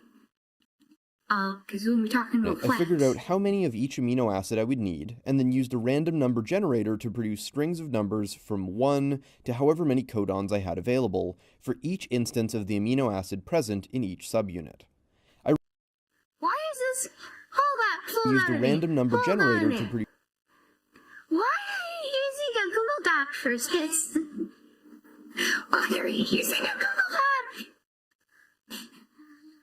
Oh, is my tracking word again? I'm sorry. But yeah, what are you doing using the Google Doc for this? Like, you don't have a better... You could... Anyway, I would think the ideal tool to do something like this would be like Python, and then like storing the data in either like a SQL database or like JSON or something like that. Broad Google Doc. Not even a spreadsheet, a Google Doc. What? Produce strings of numbers from 1 to however many codons I had available for each instance of the amino acid present in each subunit. I realize that sounds convoluted, so let's see one example. I'm going to use the glutamine-rich subunit because it's nice and short. The amino acid sequence is QQSSVA, where Q stands for glutamine, S is serine, V is valine, and A is alanine. So I need 2 glutamine codons, and I have 2 to choose from. So I had the random number generator spit out 20 pairs of 1s and 2s. So either a 1-1, a 1-2, 2-1, or 2-2 randomly. Then I did the same thing for the other aminos and strung them together in the proper order. But to make it clearer, when I moved on to the next type of amino acid, I'd shift the numbers. So for serines, I'd use 3, 4s, and 5s, the valines 6s and 7s, and alanines 8s, 9s, and 0s. If this is my newly randomized sequence, I would then take that string of numbers and go back in and replace them with the appropriate codons from my list. So a 1-1 would become CAG-CAG, 1-2 would become CAG-CAA, and so on. I am next in line for VP. When Bradley takes over for his... This was repeated until I had 20 versions of a DNA sequence that would all code for that same QQSSVA amino acid sequence. Once I had repeated this for all 5 subunits, I had a list I could work with. The only one I didn't make 20 versions of was the proline-rich region because I had a list I could... Oh god, look at this. It's not a monospace font, so they don't line up.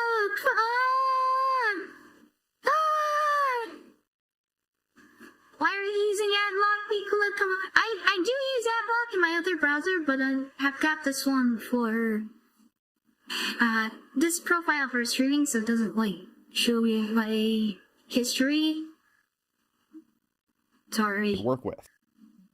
But this is Cube browser. Like, I mean,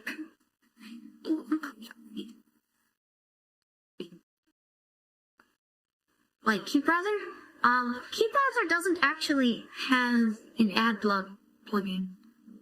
This video was made possible by Brilliant. I left the place. It might seem strange, but and protein, using some online tools to see how the protein itself looked visually, and see if it seemed synthesizable. I use a company called Gene Universal for all my gene synthesis needs because they're fantastic, and they have a few different DNA backbones in stock to choose from that work in yeast. You can think of the DNA backbone as sort of a blank CD which can be loaded with whatever file you want, which in my case is the new silk gene. I ended up picking one called PPIC9K because it had a bunch of features that I wanted. First, it obviously works in yeast, which is what I wanted, not just because saying spider beer is fun, but because yeast are much better at producing big proteins like this in large quantities, and so are better for large-scale stuff. Next, it uses G418 to select for the modified yeast. G418 is an antibiotic, and is cheap, easy to use, and frankly, I already have lots of it. So it makes isolating yeast cells which have taken in the new DNA after we modify them very easy. Next, it's an integrating plasmid, which means that when I put the DNA into the yeast, it'll work only if the DNA integrates itself into the yeast core genome. This makes the mod permanent and means that once I've got the finished yeast, I can grow them without needing to keep adding G418 to the growth media, making it much cheaper to grow them in bulk. Think of this like updating the yeast operating system rather than installing a self-contained program. And finally, it contains a special tag which is added to the front of the silk gene that causes any silk produced to be excreted by the yeast into the media they're growing in. This means I won't need to worry about collecting the yeast and popping them open to get the silk. I can just harvest the growth media to collect it. Also, this reduces the burden on the yeast, as without it they would literally fill with silk until they clog up and explode. So each individual yeast cell can actually produce more silk protein before they eventually die. But before we sent off the finished construct to the company to be printed, there was one last thing I wanted to add because, screw it, project creep for days. A field of study I'm fascinated by is biomineralization. Biomineralization at its simplest is the idea that various biological proteins can pull minerals, metals, and more out of a solution and solidify them into particles. This sounds strange, but if you think about it, is exactly what happens when bones grow or creatures grow.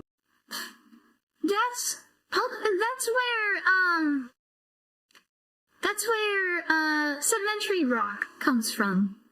It's from all the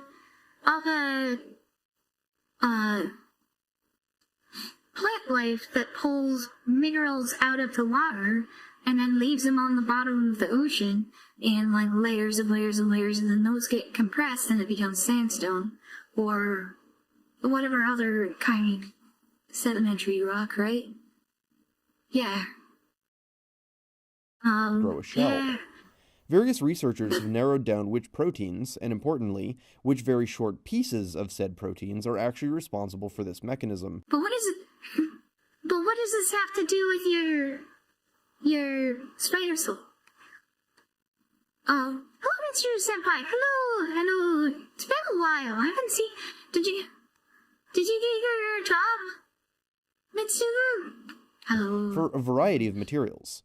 These short protein fragments are called biomineralization peptides, and literally hundreds have been identified for a huge variety of minerals, metals, and other materials. I chose 4 peptides that should each bond to one of 4 different materials and strung them together with an inert spacer between them. This will give them a little bit of wiggle room so as to not damage their individual functions. This small chunk of biomineralization peptides was added to the very end of the silk gene, and then the whole plasmid was sent off to the company to be made. Why? The reason I did this was because I wanted to make sure the silk had extra properties. For example, the first peptide, taken from oysters, should collect calcium onto the silk. If carbonate ions are also present, this will turn into calcium carbonate, which is basically how shell forms. In fact, this same peptide also binds to a molecule called chitosan, which is one of my all-time favorite materials. In theory, this should make the silk mineralize into a hard, tough material, very similar to mother of pearl if exposed to the right chemicals. I got this old thing and the bill from the store where I got it. Figured you could be. But even without mineralizing, this should actually make the individual protein filaments stick together at their ends when calcium is present. Oh, we're looking at this video from the Thought Emporium about how he bioengineered some yeast to grow silk, because I was looking at plant stuff, and I'm gonna talk about plant bioengineering stuff, but I want to talk about this a little bit for we need a little bit of a primer. This sort of artificially extends the length of an individual fiber by linking two together. One of the reasons natural silk is so strong is because the protein itself is actually really long, about 3,000 amino acids total. My protein is only about a third of that, so these mineralization peptides are one way of sort of cheating a longer protein into existence by binding two shorter ones together end to end. The other three peptides I added stick to silica, silver, and graphitic carbon materials like nanotubes and graphene. The silica peptide comes from diatoms, which are microscopic organisms that actually build a glass shell made of silica around themselves. This beautiful footage actually comes from the fantastic James. Yeah, diatoms are like where they get diatomaceous earth, which was used for dynamite. Like that's how they stabilized or one of the ways that they stabilized nitroglycerin into dynamite was with diatomaceous earth, which is the little shells that are left over from these microbes. Over on Journey to the Microcosmos, and he's got an amazing video about diatoms, which I would highly recommend checking out, as they are truly fascinating little creatures. In the context of the silk, though, adding this peptide would allow it to be part of the mineralization process. So if I had a big glob of silk goo and stuck it into a solution containing silica, it should all solidify into a sort of glass. Or it could allow the silk to bind to things like glass fiber to make interesting composite materials. And if there was calcium and carbonate ions in there too, I imagine this would sort of form a biological concrete. The silver one would allow me to stick silver nanoparticles to the silk fibers, which would make them antimicrobial and prevent them from rotting. Since, unlike plastic, these are biological materials and should compost easily without this addition. And finally, the carbon-binding peptide would allow you to make fibers with things like graphene or carbon nanotubes mixed in, making the fibers way stronger. This was the extra feature I mentioned before.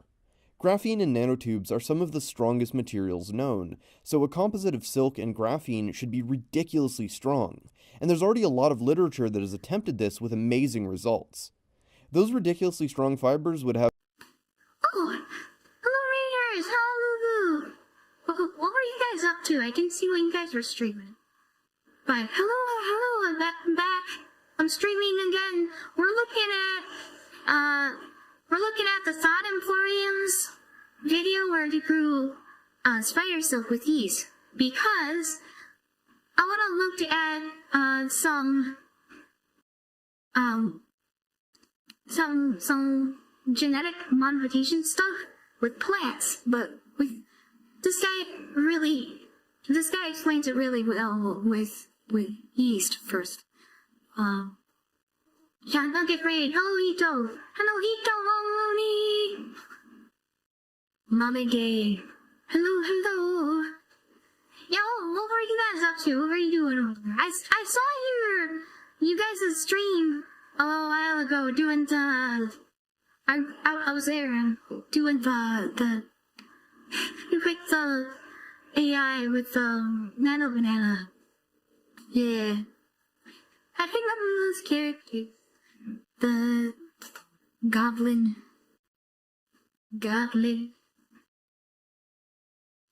Oh. Hello. Hey, hello. So he's putting he's putting genes to cement the particles into the spider silk. Very specific uses, I feel, and you can mix and match these in theory. A graphene silica plate held together by silk and dotted with silver could be a ridiculously tough material while being extremely lightweight, and its properties can be varied seamlessly using chemical gradients while growing the plates. And growth is the best word for it. Unlike petroleum products, all of these materials can be grown in vats, making them very environmentally friendly. However, this was one of the first DNA constructs I ever designed, so as I was writing the script for this video, I actually found a few errors. It seems like I'd copied the peptide sequences incorrectly out of the various papers that I found them in. So some amino acids were either wrong or missing for the mineralization peptides. So one of the first new orders I'll be putting in is to have this section remade and fixed. Luckily, when we designed the plasmid, we added restriction sites between every section of the construct, so we could cut out and swap pieces if we found errors, because it's bio and errors happen all the time.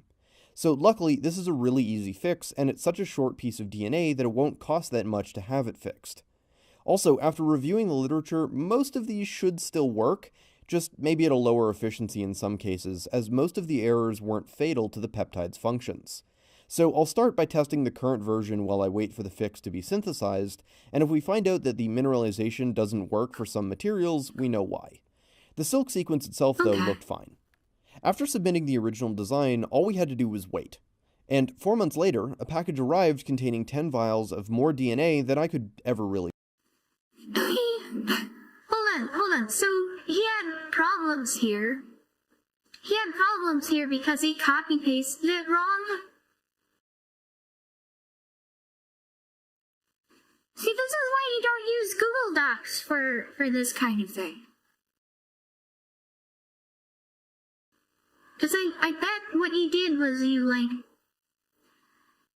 like this looks like it auto uppercased this, and then you selected it, and then, changed the case of the whole thing, which made the auto uppercase lowercase.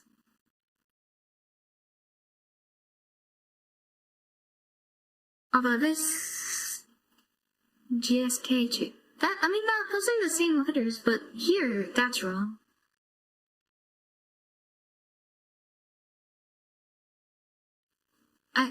What's the difference to the lowercase s here?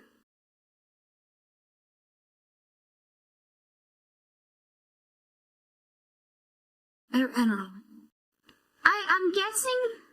I'm guessing you would have fewer problems with this kind of thing if you were using a tool that was not Google Docs. So I'll start by testing the current version while I wait for the fix to be synthesized, and if we find out that the mineralization doesn't work for some materials, we know why. The silk sequence itself, though, looked fine. After submitting the original design, all we had to do was wait. And 4 months later, a package arrived containing 10 vials of more DNA than I could— Oh hell, my phone died on me. Okay, well,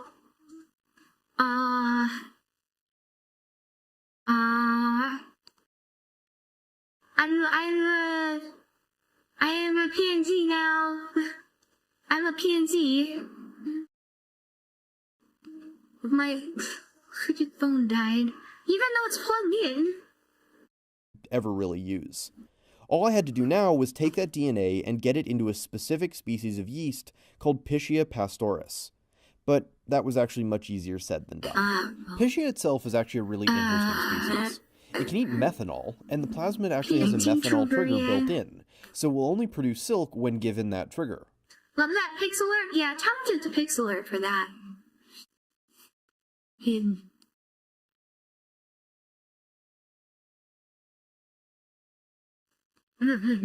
Wash. Yes, I see. I understand. Gene sequences. Thoughts. If a cybersecurity or IT degree's been on your mind, check out UMGC. They're waiving their application fee through February 11th. It can also survive in quite high salinity, well past ocean salinity. And it's also fantastic at producing huge quantities of proteins, and so is actually used industrially to produce things like insulin. We're talking gram per liter quantities here, which might not sound like a lot, but keep in mind that at scale, growing thousands of liters of yeast is really quite easy. Just look at the beer industry. Vegemite is only a thing because of the hundreds of kilograms of yeast left over from brewing beer. However, it turns out that Piscia are kind of divas and so refuse to take in DNA if you so much as look at them the wrong way. But what saved the day was actually some of you. In my last video about genetic engineering, I modified some brewer's yeast to produce beta-carotene, and in that video I asked for anyone who works with yeast to write in with their protocol to produce some Hold on. This is something I want to talk about later. Huge quantities of proteins, ocean milk when given that trigger. It can also survive in quite high salinity, well past ocean salinity. And it's also fantastic at producing huge quantities of proteins. Yeah, and so is actually used industrially to produce things like insulin. We're talking gram like they're making insulin in these per liter quantities here, which might not sound like a lot, but keep in mind that at scale, growing thousands of liters of yeast is really quite easy. Just look at the beer industry. Vegemite and Vegemite, yeah. But here's the thing. Even as efficient as it is to grow bacteria in like these vats, it's still way more efficient to grow plants, right? And the other thing is,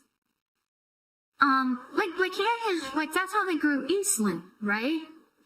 But it's also how they grow other, like, really important pharmaceuticals.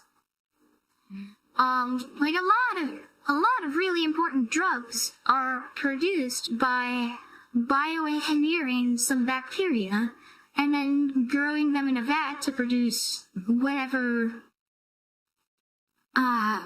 like bioactive protein or whatever that you need as like a treatment for something, right?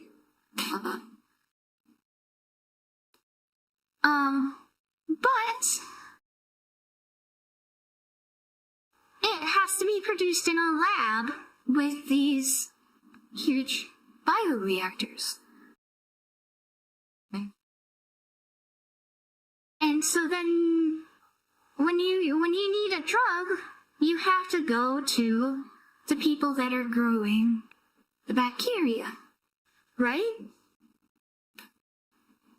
And that's how you get really, really expensive healthcare, is because even if they couldn't produce it cheaper, you still have to go to them, and then they can charge whatever they want for it.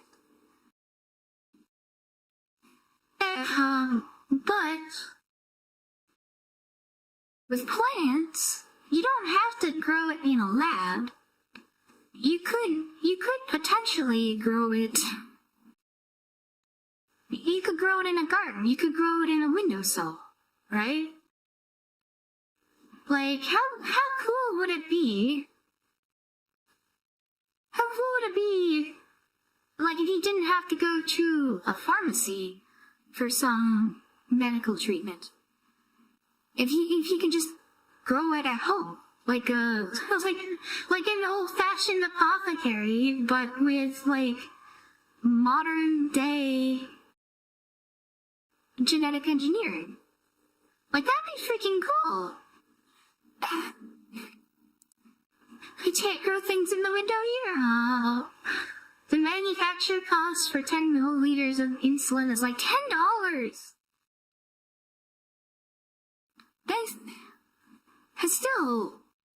That's really expensive. The reason that's expensive nowadays is not manufacturing cost, it's corporate grade. True.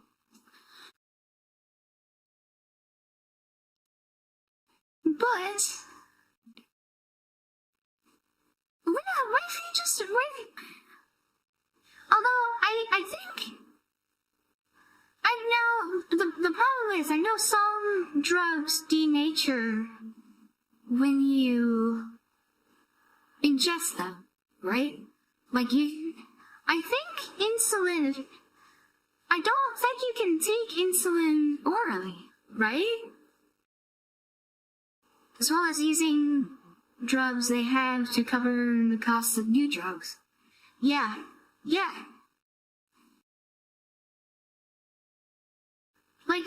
was the whole thing with, like, Martin Shkreli and Daraprim, right? Like, he made, he jacked up the price, he was all over the news, but he said it was so that he could fund a new drug that was better than the old one. But, I mean, it's still really freaking expensive, right? And it says no man is stocking measure insulin in units. Hundreds of a milliliter, 10 milliliters of insulin is 10,000 units. That's enough for a month's supply for several people. Oh, I see. So why is it so expensive? Just because? Like, insulin, it's been around for a long time. It's gotta be out of patent, right?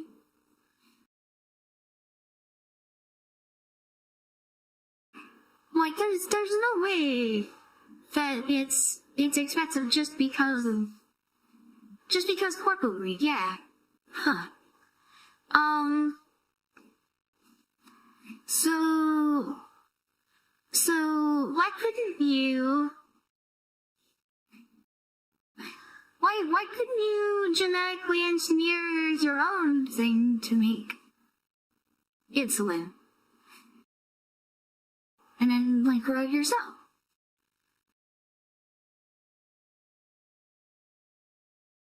Alright, it's getting late. Thanks for the stream. Alright, good night, Huffle.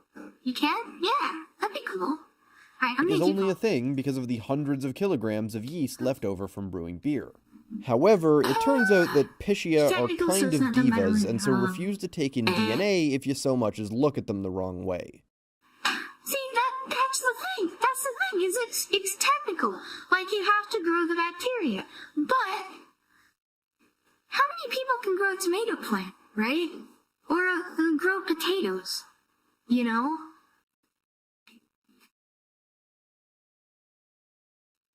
How to make insulin, get insulin bacteria, put them in a vat, hook the air, food waste, pipes, wait a week. Yeah. But, well, I mean, I guess that is a pretty quick turnaround. But you do need the bacteria. And then centrifugal the bacteria is led to, yeah. But there's also other drugs that are, like, way more expensive that are also, in theory, just as cheap to produce. You know what I think? I think a lot of the cost is, like, the medical trials, right?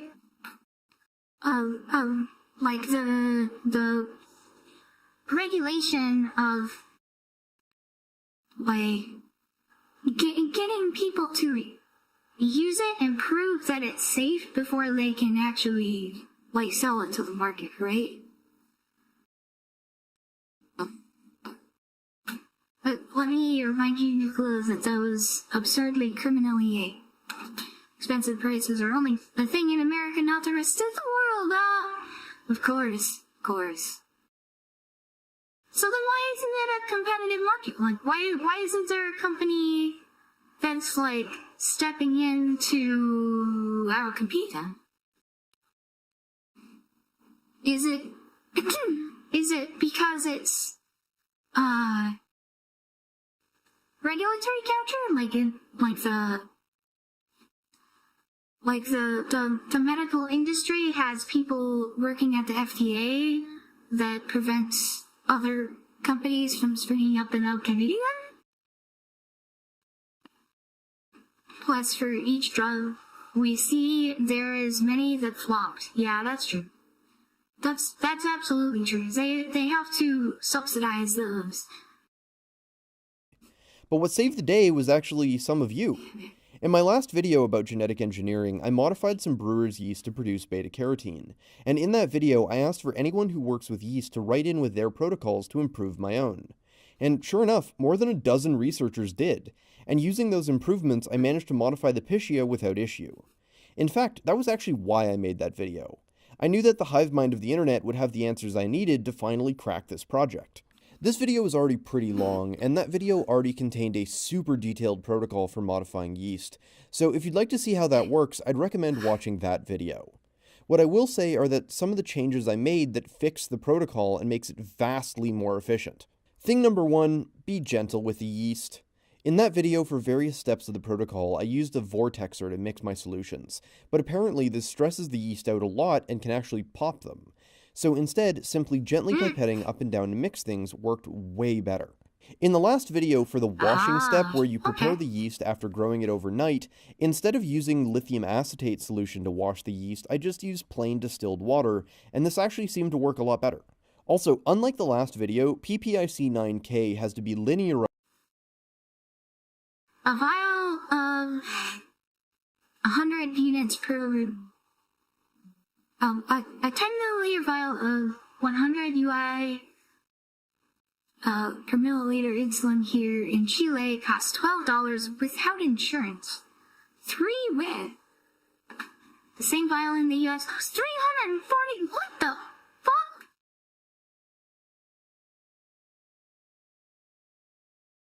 What the hell? That's absurd. That is stupid. So what's going on there? Using a restriction enzyme before you do the transformation protocol. Basically, this means no rings of DNA allowed, lines only. Yeah, it's $180 here for most. This is because Corpo breed, man, the process is so absurdly cheap that you can't justify the excessive cost. I'm sure it has to be. I'm sure it has to be government intervention, right? With my bet is regulatory capture, where they make money because the government is preventing people from undercutting them, and the government is preventing them because they have their own insiders in the government that's preventing it. Because it's cheaper in your country, because your country doesn't have that regulation. I would think, right?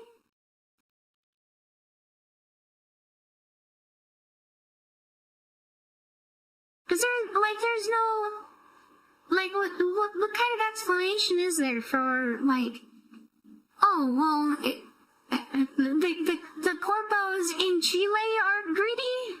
That doesn't make any sense. Sadly, most people in power have shares in the corpo making drugs, yeah. Yeah, that's the problem. That's the problem. Is that the people running the show have an interest in taking the money rather than providing a good, making sure that the government facilitates businesses providing a good, affordable product to normal people. Instead, they're just incentivized to facilitate blind robbery.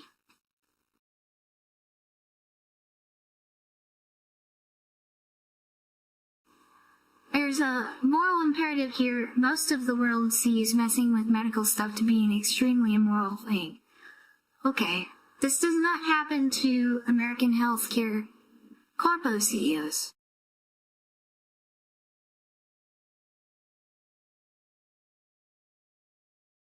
Ah, okay.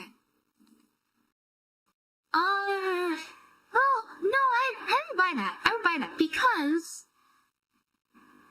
why wouldn't an American healthcare CEO just get up and move over to Chile and capture the market over there?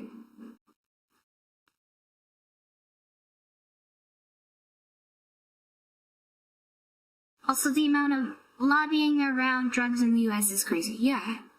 But it's not just lobbying, it's like the laws on the books allow the FDA to lock down basically anything that they want to lock down. And then, like, the bureaucrats working at the FDA are controlled by the companies. Like, it's not just the laws, it's the people who enforce the laws. Laws, and he'd get marked by a narco in a week if he tried to pull that stuff. Ah, I see. You don't have that many narcos here. Less than US per capita, but still, okay. Alright, I'm continuing. You gotta finish because this of the video. integration functionality I mentioned before. It uses something called homologous recombination. Laws didn't stop soda companies from using mercenaries or buying up all the water. Yeah? To insert itself into the genome of the yeast. The short version of how this works is we're essentially hijacking the yeast DNA repair mechanism to trick it into putting our custom DNA into its genome. And finally, I changed how I plate the result after heat shocking my yeast. Rather than plating a small amount of the end result and then spreading it around, I concentrate all the yeast down into a little pellet, and then plated all of them as super concentrated little drops. Then after a few days, spread the result around to get individual colonies for use in other experiments. This is a little bit weird, but was very An extremely reactive population does, yeah. Sometimes you gotta get up and do something. Sometimes... sometimes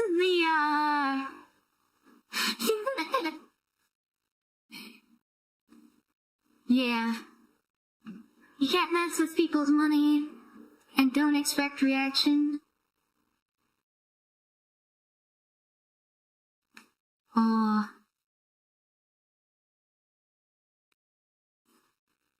Sometimes the nothing ever happens bites you in the ass. Also, the cost to get the foot in the door versus value of the money is a big problem for most of the world. I don't know. The thing is, he's making this out to be something that could be done, like he's doing this in like a YouTuber lab setting.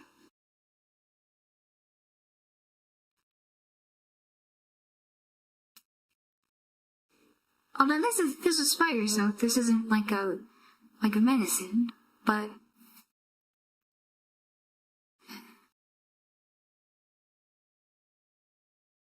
nah, he has a professional lab, not a ghetto lab. True, but he uses a professional lab for his stuff. But still, like, you can get a lot done on a shoestring budget, you know?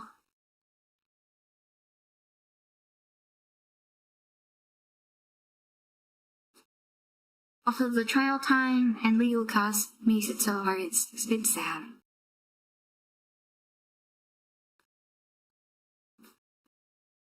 Yeah, maybe that's a big issue, is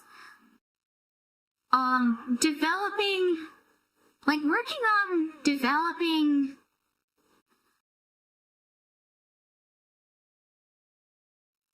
some of these protocols with like an optimization, like aiming towards optimizing for costs rather than just purely optimizing for like whatever drug you're trying to produce or whatever. Like a lot of this is some relatively new technology, and there isn't always a whole lot of innovation in making it cost effective, just making it more like higher yield, or just developing the drug in the first place, right? I've seen a drug I've seen a trial for a drug that lasted 15 years. Yeah. And that's not cheap, right? Like, it's the biomedical company that has to pay for those 15 years of running the trial. Like, that's where the costs get baked in. But those patents only last for so long, and then you have people who can, like, make it generically. I remember my Chem 2 teacher, out of the 5 doctorate students in his group, he was the only one that knew how to get results with a shoestring budget, because all the others were used to the fancy machines. Hell yeah! That's how you do it! That's how you do it!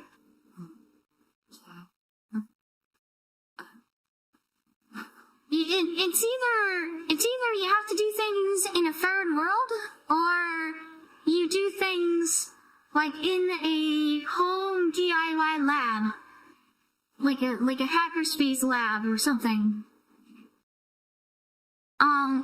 Because like all the people who do this, they learn it in like a university environment, and the university has, tuition funding, which that's a big topic in and of itself. But so they're taught how to do it in a way that does not at all optimize for cost. And then the companies that hire them,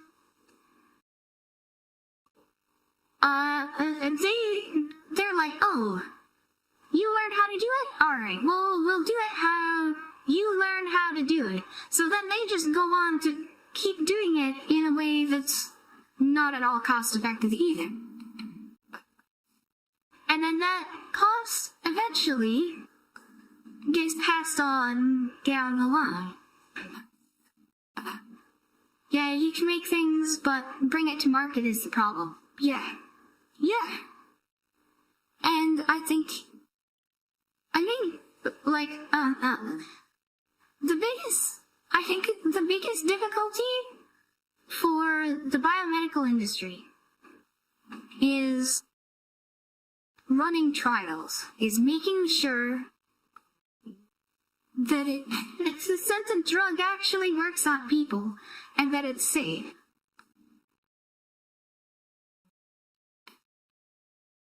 And then getting it approved through all the FDA bureaucracy.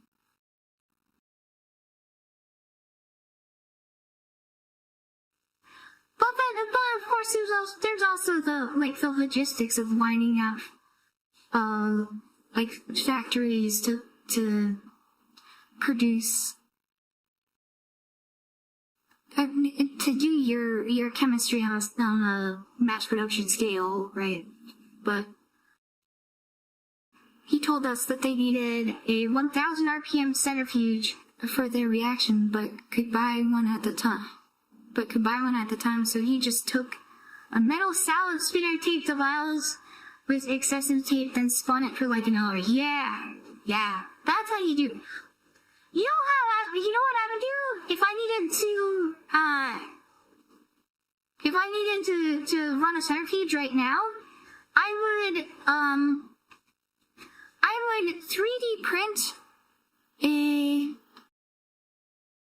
a case for vials that would mount into my lathe spindle, and then I would chuck it up in the lathe and I'd spin it for a while. I can get that up to like 3,000 RPM. So I think that would work. Although it's not exactly using a lathe as a centrifuge is not exactly cost reduction.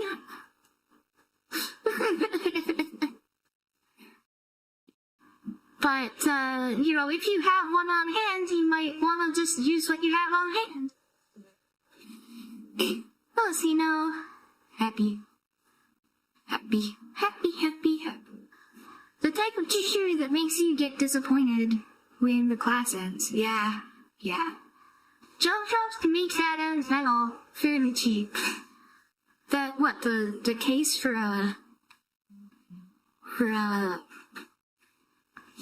centrifuge. Like making a centrifuge from scratch, like a dedicated centrifuge, that would not be all that difficult. You basically, you weld up a frame and some bearings and then, put a wheel on it. And then, some belts for odor and then a loading folder.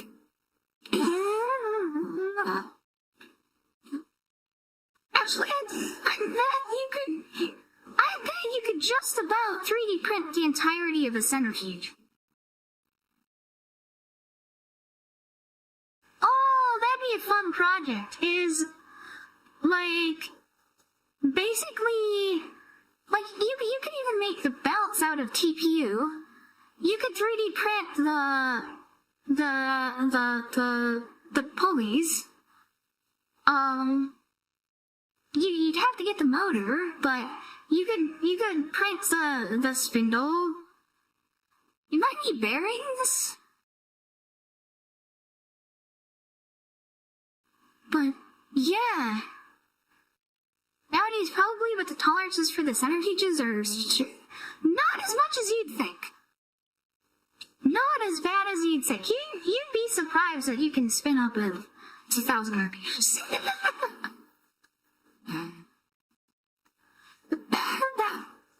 When drum motor worked, they got crazy. Oh, hell yeah.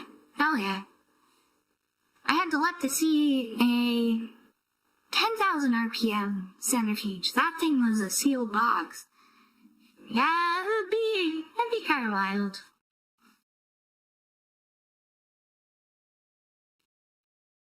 Let's continue. I want to finish up this video. Okay, so I've got some yeast that seem like they're modified because now they grow on antibiotic plates like they're supposed to be. Now what? Well, first let's do some tests to make sure this is real and that silk is actually being produced. First up, let's do a side-by-side growth of unmodified Tishia and the silk-carrying variety in a liquid broth. Already, the difference is striking. Tishia are normally a dull pink color, but the silk yeast are bone white. Or when I tip the tube, the silk-modified ones are... I think that's what I would prefer to do. Stringy? I don't really know how to describe it. They behave very differently than what I've come to expect from yeast grown in solution like this. But just to make sure these visual clues are the real deal, I ran some more tests. To make sure this wasn't an issue with the antibiotics in my plates, I made some fresh plates with fresh antibiotics and then streaked out the silk yeast on them, as well as a little area for some unmodified Tishia to act as a control. Sure enough, the silk yeast grew, but the control unmodified ones didn't, just as expected. So the yeast must at least be carrying the antibiotic resistance gene. I want to know, have you made this mistake with your holster? And by mistake, I mean, did you get a holster that's uncomfortable so you don't carry all the time? Then, to definitively prove that the yeast actually carried the silk gene, I designed a set of PCR primers. We've talked about PCR many times on this channel, so if you want to learn how it works, there's some links to earlier videos below. I designed primers that stick to part of the backbone and then part way through the silk gene. So if I get a product of the right size, I know the silk gene must be present. I took a sample of 4 different colonies of modified yeast off of one of the antibiotic plates, and then used that to run a PCR reaction on each sample. This is called colony PCR and is actually a really standard technique for checking to make sure mods have worked in modified organisms. And sure enough, when I ran it and then ran the result on a gel, I got a perfect size band for every single yeast sample I tested, which means that the yeast really do carry the silk gene, and that weird behavior is most likely due to silk being produced. Further, when I look through the literature on the topic, silk is noted as being dramatically insoluble. So all that white goop in the tube that collects at the bottom is most likely silk-like proteins, as there's not... It's not just the speed, you need it to be perfectly balanced so it doesn't tear itself to shreds by spinning the pipettes. Well, no, the other thing you have to consider is that it's both the balance and your bearings. Like, if you have much better bearings and it's mounted better, you don't really have to care how well it's balanced. Right? Like, if you build it to be stronger, it won't shred itself apart. Right? If you build it with cheap little shitty fidget spinner bearings, yeah, it's gonna have to be have to be a lot more balanced than if you build it with like really good tapered roller bags, you know? And like a really good like cheap source of bearings is look for like automotive wheel bags. Or like trailer bearings. No man, you don't get it. The 10K RPM machine I saw required the 2 vials you put in to be within 0.001 gram of each other lest the thing ripped from being unbalanced. I mean, at 10K LCM, that can start to get pretty insane. But keep in mind that that's around the RPM of like a dental drum spindle runs at.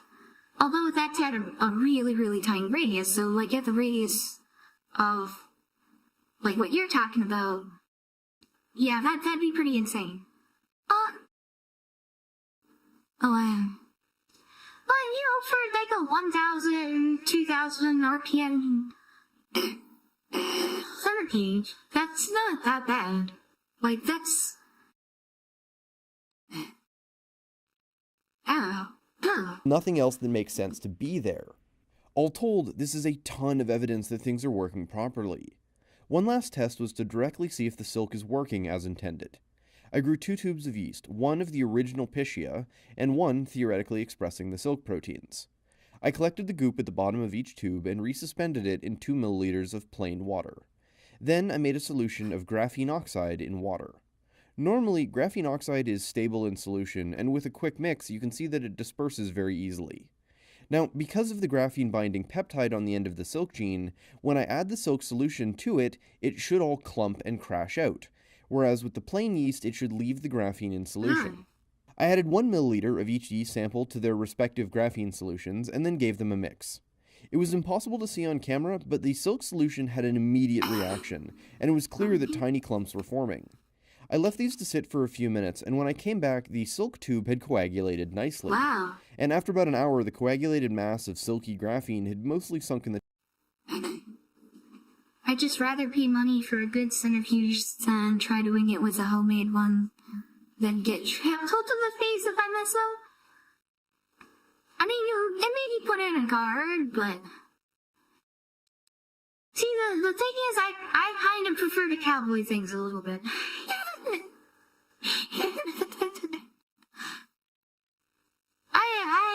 I would rather do things the exciting way. in the tube, leaving a water-clear, graphene-free solution above it, while the plain yeast looked exactly the same as it did at the start of the test. This is a huge result for 2 reasons. First, it means the silk must be produced in full. I would rather do science the American way. Because the graphene binding peptide is on the very end. And second, it means that the secretion function is also working very well. I think that's about as clear of a result as I could really ask for. You know, I've always found it strange. People really want to save money, but are so willing to toss their hard-earned coin. So, where do we go from here? I've ordered more materials to run more tests like a protein gel, and lots of materials for scaling. Now that this seems to be working, the focus is on the future and actually doing the fun part, of growing silk, making fibers, testing the biomineralization peptides, and so much more. The first thing I'm going to do after this video goes out is grow a huge batch of the yeast. I'm going to start with 400 milliliters, and if the results are good, I've got a 1-gallon carboy I've had tucked away specifically for this project.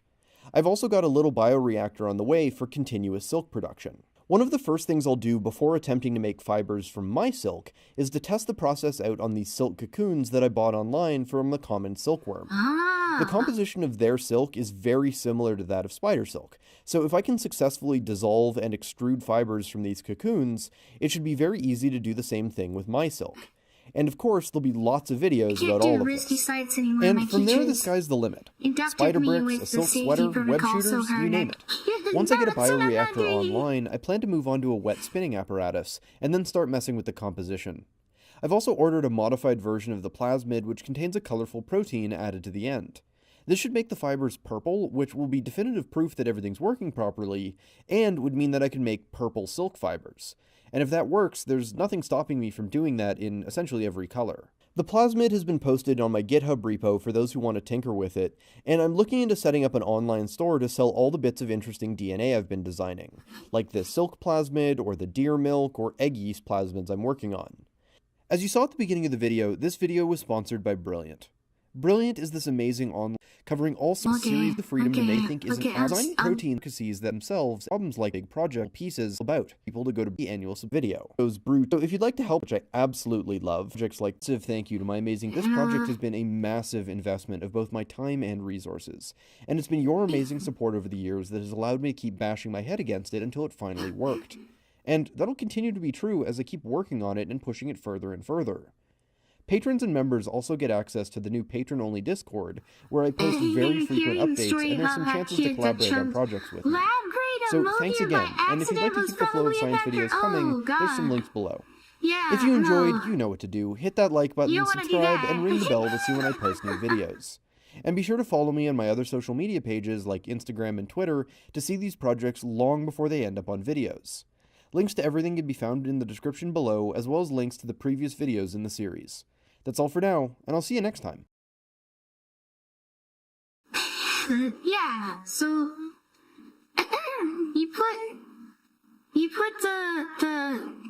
you make the plasmid. You do your programmery boy. You make a plasmid. You do the chopping thing, the heat chopping thing to get it into the bacteria. Now, for bioengineering plants, what you do is you put it into this agrobacterium. And what agrobacterium does is, okay, let me...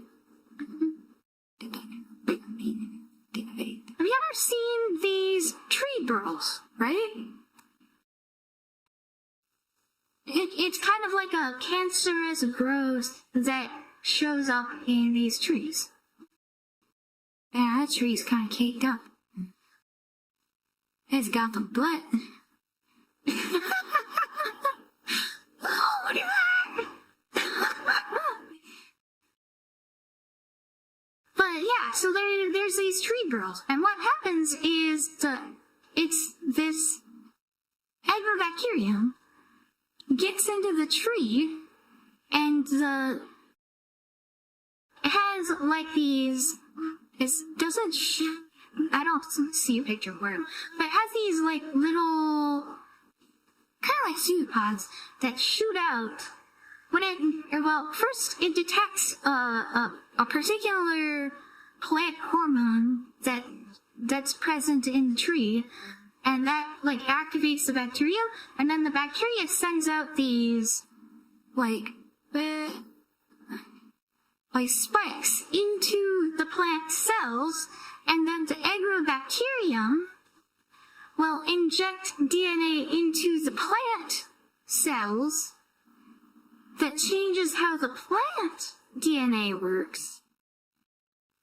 And then because of the plant DNA, it will grow these burls which pull in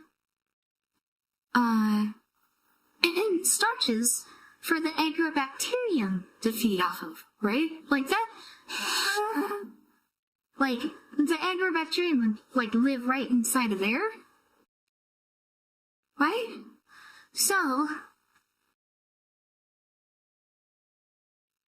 this happens because essentially, naturally, the agrobacterium modifies the genetic code the tree. Like, it naturally injects a little bit of genetic code into the tree cells. And so, what they found out is that if you want to genetically modify a plant, oh, here's like a good show, like how it works, yeah. What you do is you get the plasmid, you put it in the agrobacterium, and then you use the agrobacterium to put it into the plant. And just like how you use the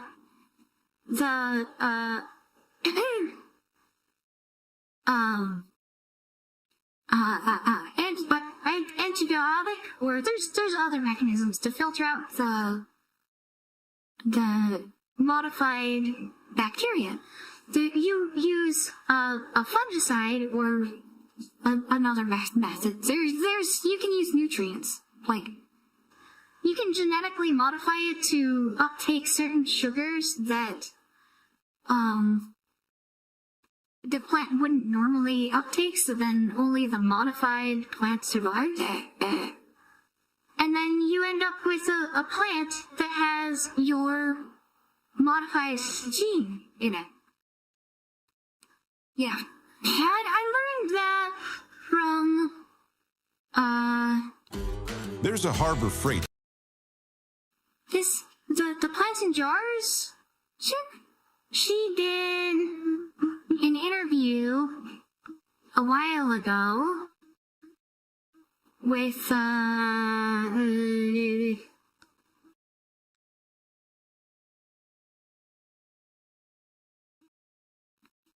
where is it?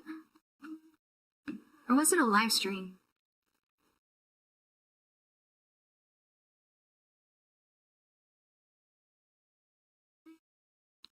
Or was it a video? Yeah, genetic engineering at home. An interview with Sebastian Kosiaba. Yeah, this is like an hour-long interview, so I won't watch the whole thing. But yeah, this guy, very, very knowledgeable. What he does is he's like bioengineering flowers.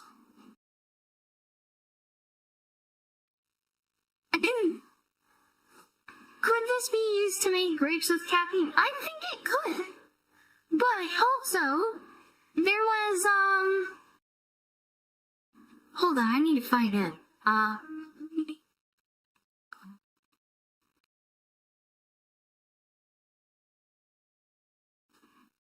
Like this paper.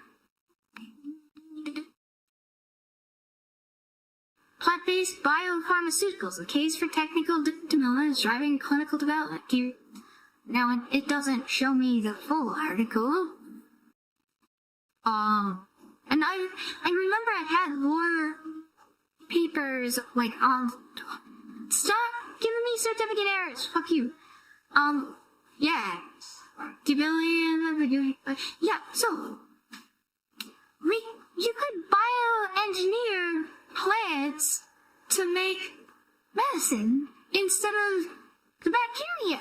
Like, instead of using the yeast in the bioreactor,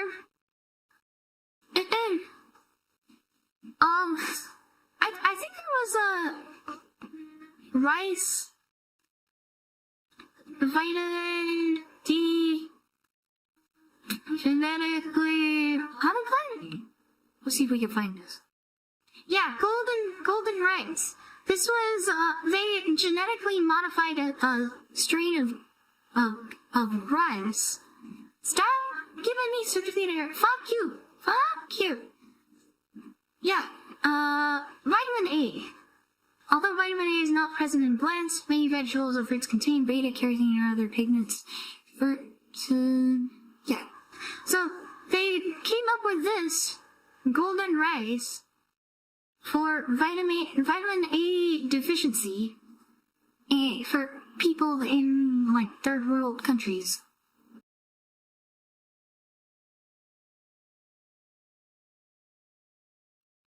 Let me go back to, yeah. When are we gonna get actual consumer grade tobacco? Tobacco? What is tobacco? fictional, all from The Simpsons. Accidentally mixing tobacco seeds and tomato seeds. Ah, yeah. So the funny thing is, tobacco and tomatoes are really, really closely related. Because tomatoes, potatoes, like, okay, the tobacco plant, like, it's Nicotina, family, Solanaceae, right? If we look up tomato plant, and also in the family Solanaceae, which is, and the Solanum genus is the nightshade family, right? Solartis. Actually, Solanaceae is the nightshade family. So yeah, Nicotina is also in the nightshade family. Tomatoes are also nightshade, and potatoes are also in Solanum with tomato. I saw a video where someone grafted a tomato plant onto a potato plant and it grew, but it produced less tomatoes and less potatoes because it has to split the nutrients between it. But like potatoes and tomatoes are close enough together that they can graft onto each other. It tastes like crap. Oh, it does taste like crap. I never see that episode. So that, I don't know. But I was looking into tomatoes because I really like my grandma up north had a tomato garden, and this spring I'm planning on planting a tomato garden. And I found out that there's a particular, I was looking into the different varieties of tomatoes, like heirloom tomatoes and what. There's a type of tomato plant that was cultivated specifically for rootstock to graft other tomato varieties onto so that they will grow better. So, let me,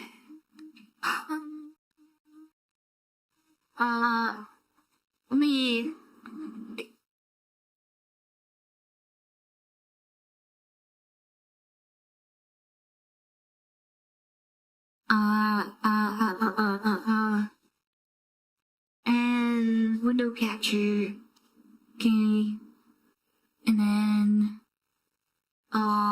where's the king? Yeah, okay. Oh, it's too big. Oh, it's too big. Okay. And drag it underneath. Yeah? Okay. So,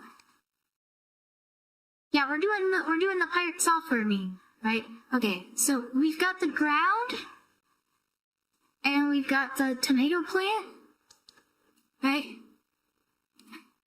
We'll do it like, right, tomatoes, whenever. And then there's like the roots underneath, right? You cut that off there, and you cut, say, where's my eraser? Here? What? Oh god, why is my background not white? Why are you not white? What? Oh, But it's getting a high dropper, I guess.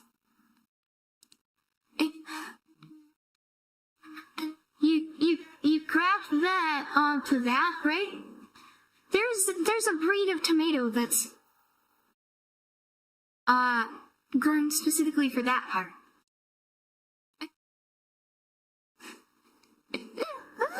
Why are you not anything about that? Hey, so what you called it? Yeah, I actually worked at Blizzard for over 10 years.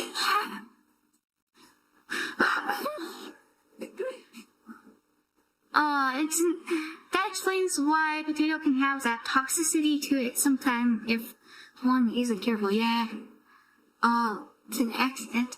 The original potato plant did not make tubers. It's an accidental house rate. Oh, that was another video I saw.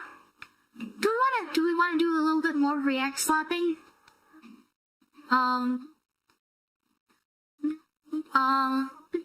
South American tubers. Yeah. Beyond potatoes. Do we have it in us? How about game slapping? How about maybe tomorrow? How about maybe tomorrow?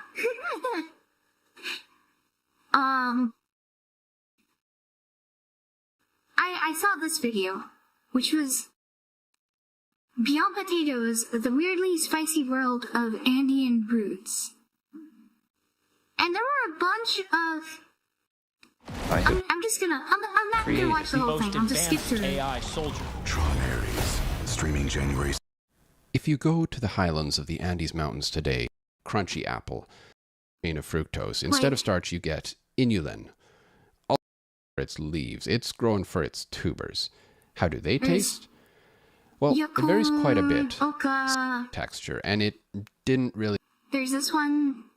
Like, there's all... I've never heard of any of these. Morbius Tron.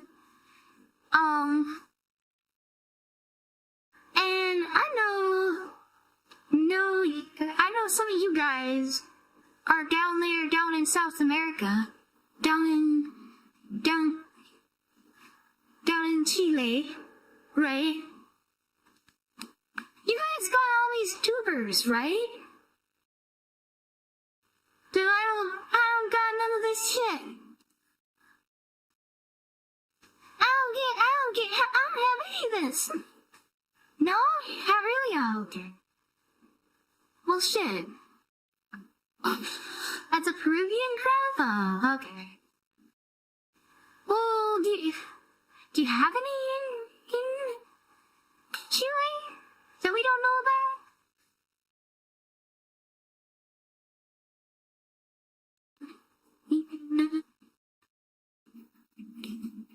Land, root and vegetables. Let me look this up on Google. Oh, why am I getting potato, papa, and you got oca, yuca, cassava, potatoes. You got potatoes. I guess potatoes did come from there originally, right?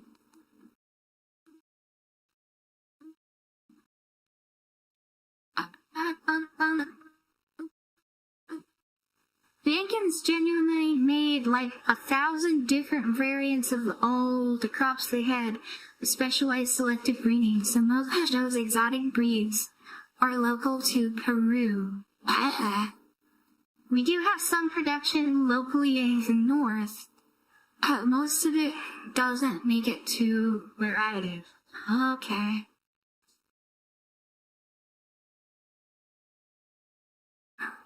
Interesting. But back to this. If I start doing tissue culture stuff, if I set this up, I definitely want to do gooseberries. and like black currants, and maybe get these growing out in my yard or my garden, or like this spring I want to plant a garden, right? I definitely want to do tomatoes and potatoes and like basil, like, you know, normie food crops. Eventually, when I've got the money for it, I kind of want to try doing some of this genetic modification with agrobacterium. Someday. Cause this looks cool as shit. That's some really cool technology, Isaac. I want to do it. And, you know, if there's some way to, like, eat the lunch of, like, these big pharmaceutical companies that are just overcharging out the nose for everything, I want to do it, right? If there's a way to, like, in my garage with, like, you know, Tony Stark bioengineered insulin in a cave with a box of scraps, you know. That'd be really cool.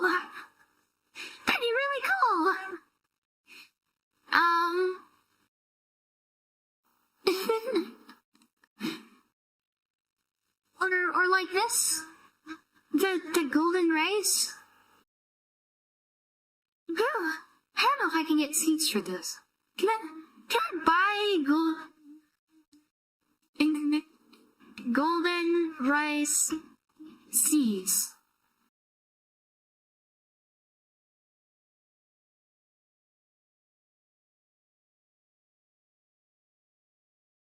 Yeah.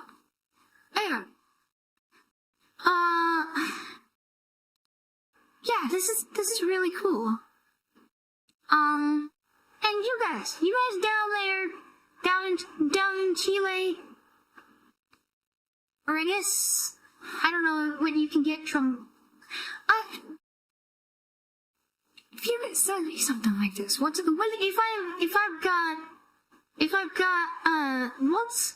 have the setup for doing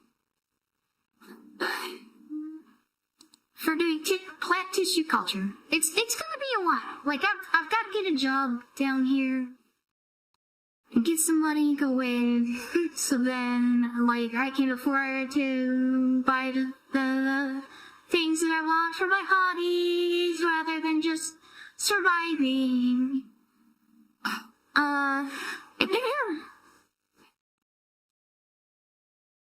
I'd like to set this up, and if somebody somewhere else in the world could send me some plant samples to, tissue sample seeds in a mason jar to a P.O. box in exchange for a couple Steam games, yeah, I'd be down for that. That would be cool as shit.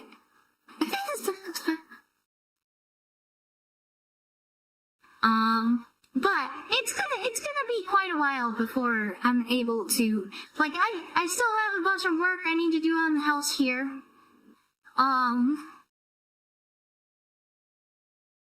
My younger brother's actually gonna be moving in here with me too.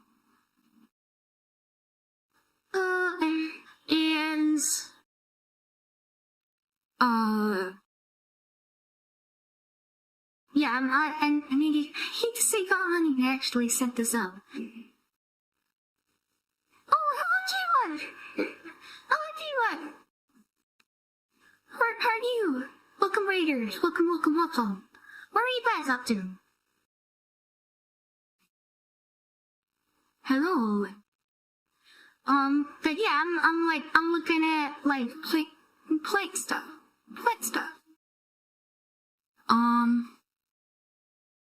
Oh yes, something else I could look at. Pull up on stream, as long as we're doing the plant autism.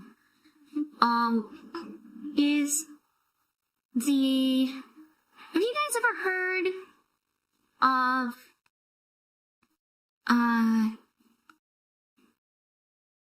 oh, no set bit here. PC.ai.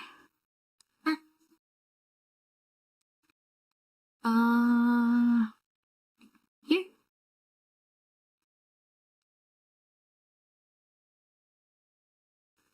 Unified interface for pony voice generation. Oh, okay. Okay. Oh, so it's Soviets. There's RVC. GPT Soviets? Okay. I need to look into this stuff some more. Maybe I could train a better voice. No, get rated. Raters, please don't forget to like the stream. It's up those numbers. Oh, I'm gonna number friend. Oh, I'm gonna number friend.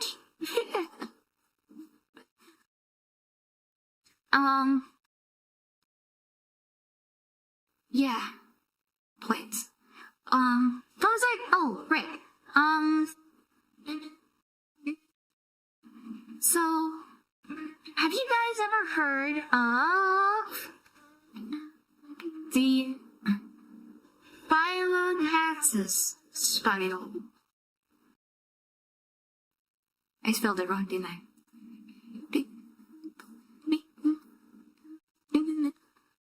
Phyllotaxis spiral. Yeah, this. So here it is in like some aloe. Let me see if I can pull up some other images. Yeah, there's like this. Yeah, here it is on like a pineapple. But it's in like a bunch of plants, like like sunflower seeds. Oh, someone did do it in OpenSCAD too.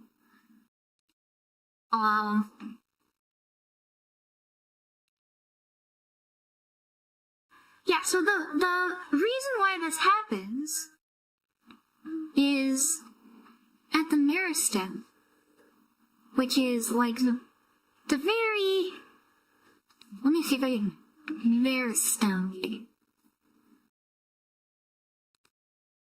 Like at the very tippy tip of the plant, like where it actually grows from, it consumes a little bit of plant hormone, like the growth hormone, and so like the growth hormone is like what regulates the plant growth, and so like when it consumes it, it prevents the shoots from growing in the same place, and then once it's grown up far enough away, another one sprouts up, right? And we go back.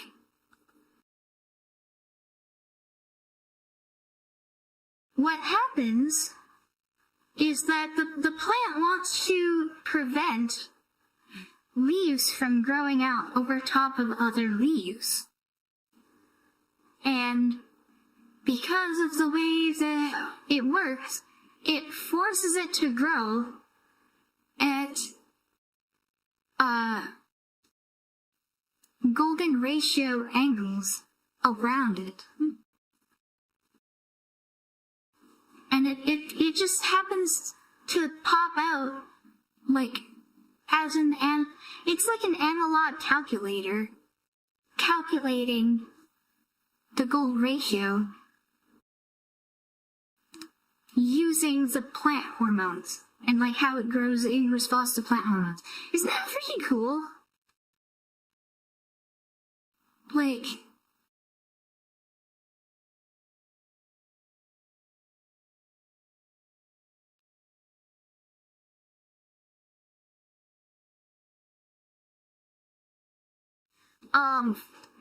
and the thing I wanted to pull up was,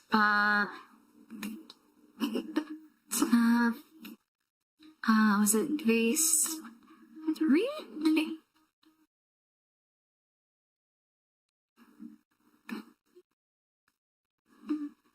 Yeah, here. Yes, 3.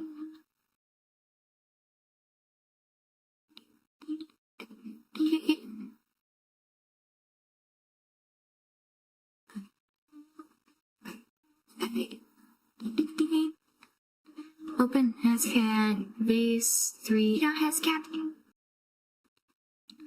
Yeah, here we go. And then when you capture this,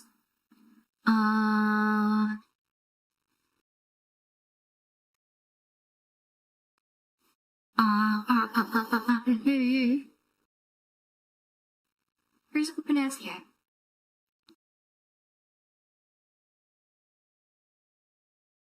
Alright, new window capture then.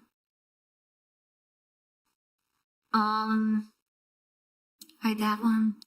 New window capture. Open hascat.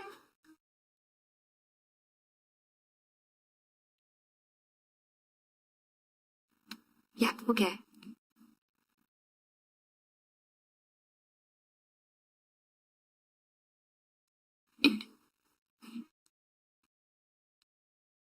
So this is a base that I did in OpenSCAD with some code here.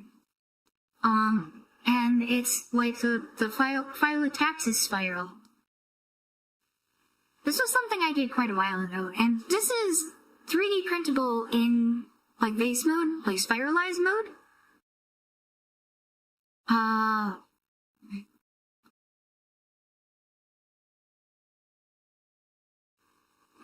And like the way that this works is I literally just calculate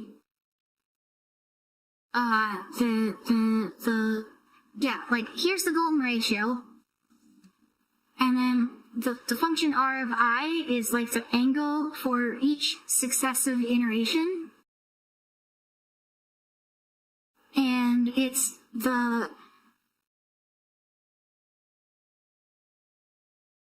I forget exactly what I did. What did I do exactly?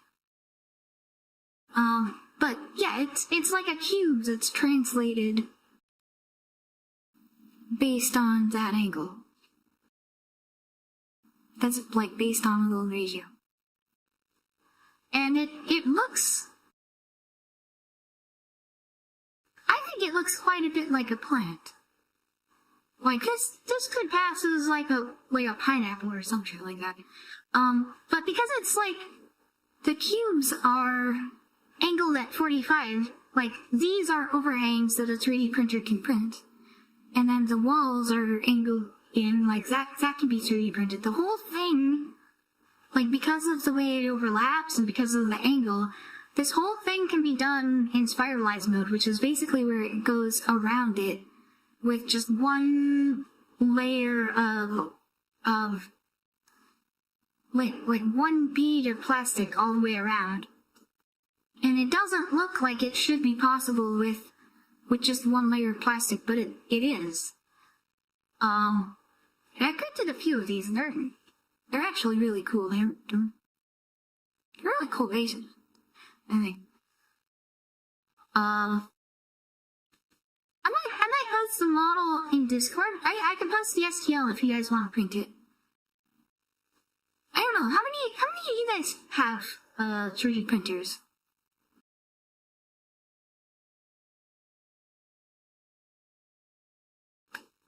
No. Oh.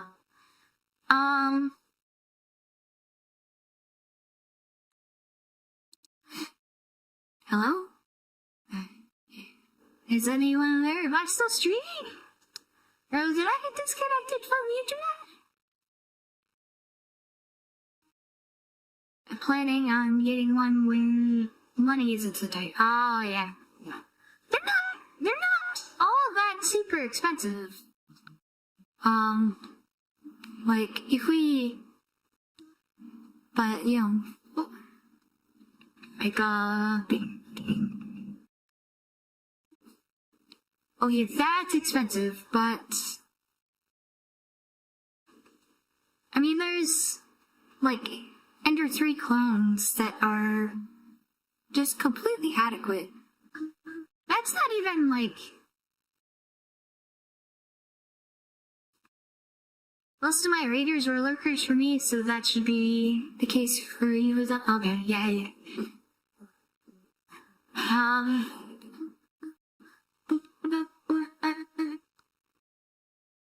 And a bunch of people already went for the I know.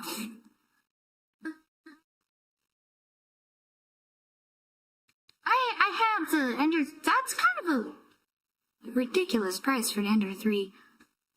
Like, I just have the Ender 3, but I think you can do better in this day and age. Ender 3? Stop buying Ender 3 as a first printer, don't recommend it. No. No, I still recommend it. They're still cool. That's the troubleshooting, whatever. I've done so many prints on my Ender 3. Traction issue. Maybe quality has gone down since I bought mine, but I don't know.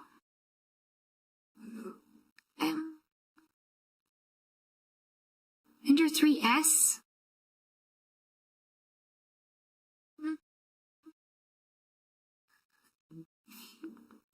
Reddit.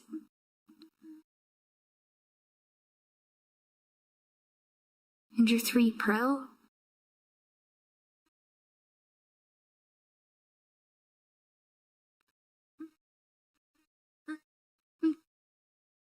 Yeah, see, like that's a better price for Ender 3.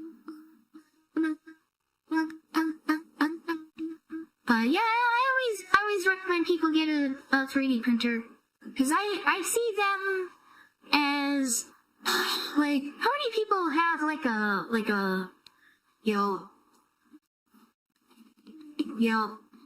like hand drills or like grinder, like angle grinder, sawzall, right? Like tools that, like typical tools that you would have out in the garage. A drill press,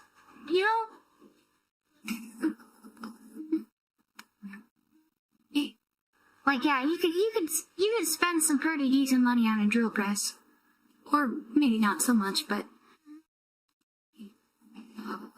I think like a low-end 3D printer is kind of roughly in that ballpark of like usefulness.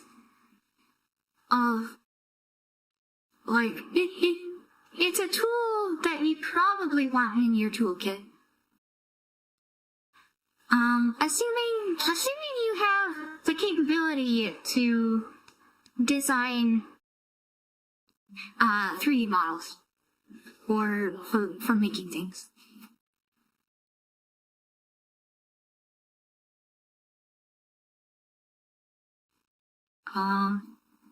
But anyways, so that's the plant autism. What else do I have?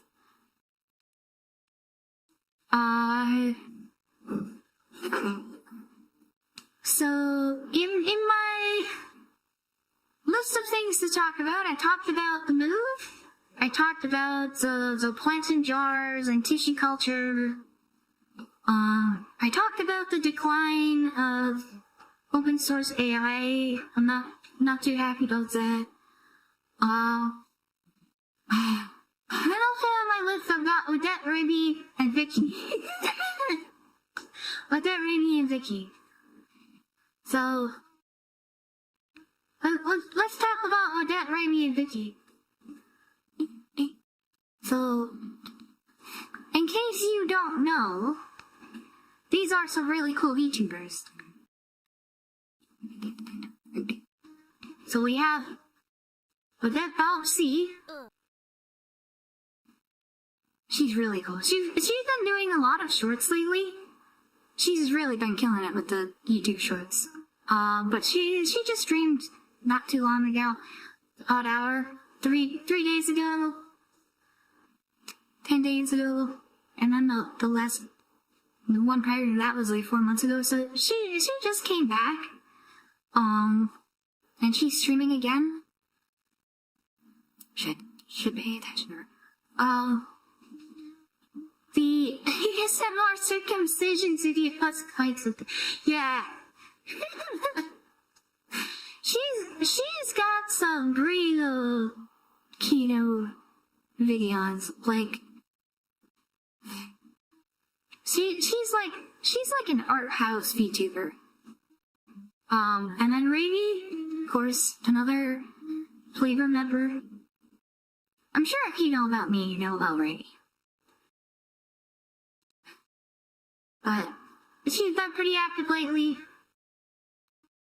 She opened an art contest.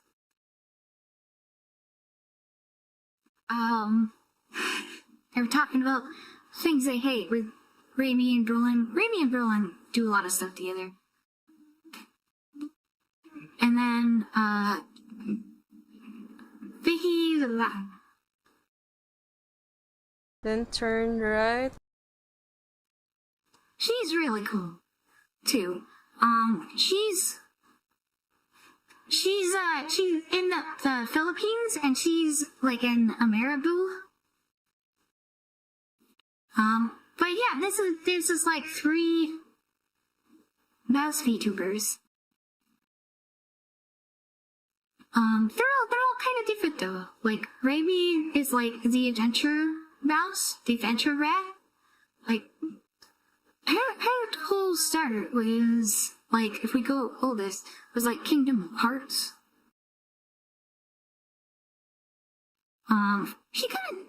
She kind of did a little bit of a redesign, but I'd still think of her as like the adventure rat. Females, hey, no. Females pretty cool. And Undead, Bell C. I learned this while I was like looking up the genetic engineering stuff, but Bell C is an albino laboratory rat. So her whole theme is like, her theme is kind of like the science lab rat, but she does a lot of music stuff, and she is really deep into like the lore on a whole bunch of obscure bands. If you're into really obscure music, you'd like how I did. Her show, The Odd Hour, she'll like Zatsu and then play a bunch of music. She has really good taste in music. I heard some songs I've never heard before, and they're really good. If you haven't watched her show, you should watch her show. That's what I think. And then Vicky, admittedly, I haven't seen as much of Vicky's streams yet. I want to watch Vicky some more yet. But she's been really active in the community too. But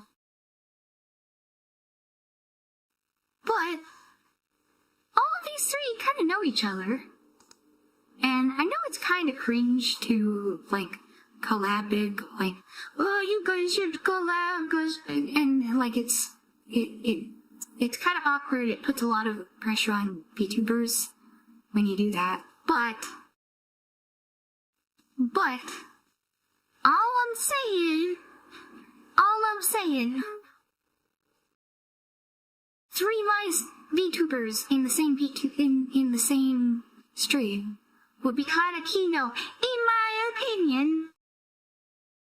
I think it'd be cool to see. I'm sorry.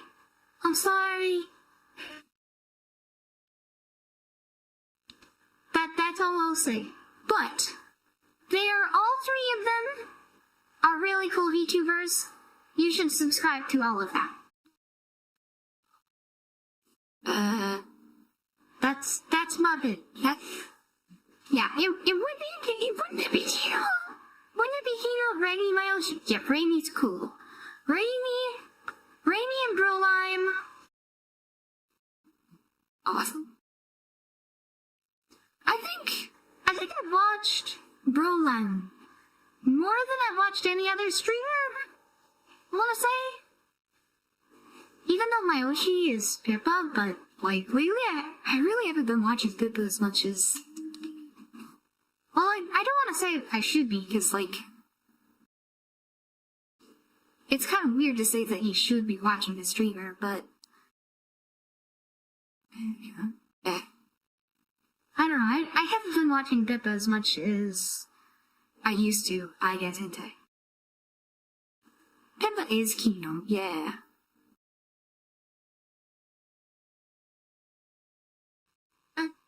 But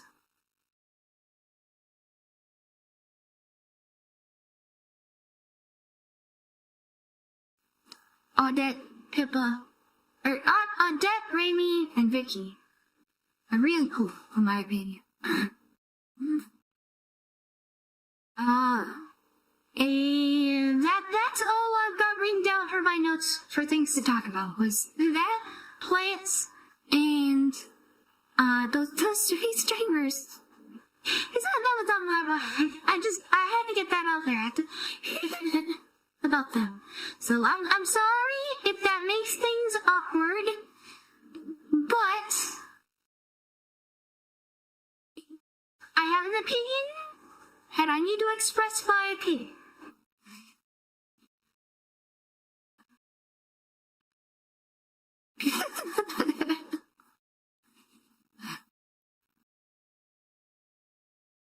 Potatoes and tomatoes and tobacco. From what I saw, apparently tobacco is used a lot for like the genetic engineering research for whatever reason. I don't know why. But apparently that's kind of like the go-to for doing like agrobacterium research, I guess? I don't know. I don't know why. But anyways, if that's all I have to talk about, I should probably maybe hire somebody who software.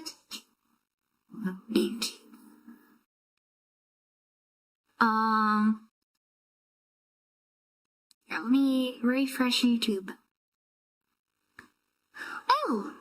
I guess the other thing I could mention is that, liminal industry. Do you remember when I was playing with Kara?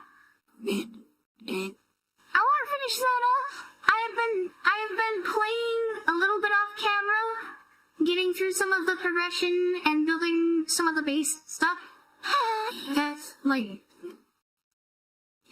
yeah, that mod looks nice. Yeah. I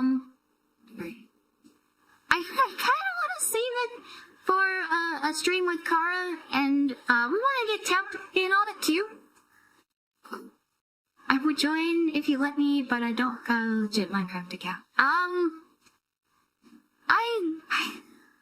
I kind of prefer if it was me, Kara, and Tap, but that's okay. I'm sorry.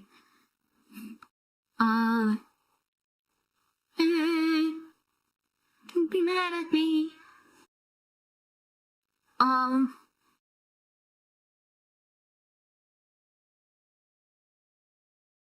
But yeah, I've been doing a bunch of base work, and I kind of want to see Kara's reaction. So I'll have to get that on stream when he logs in and sees the stuff that I've done, and I still have more to do between then, but yeah, I can't wait. I can't wait to see these guys again. And talk to my friends on the stream again. But then there's also a bunch of games that I've wanted to. I've done that streamer thing, you know, where it's like you get a game and you're like, oh, this would make really good stream content. So then you wait to stream it, and then you never stream it, and so then you never play the game. I've got a few games where I still unstream it. So you're glad to see? I'm glad to hear. I hope you enjoyed this. I'm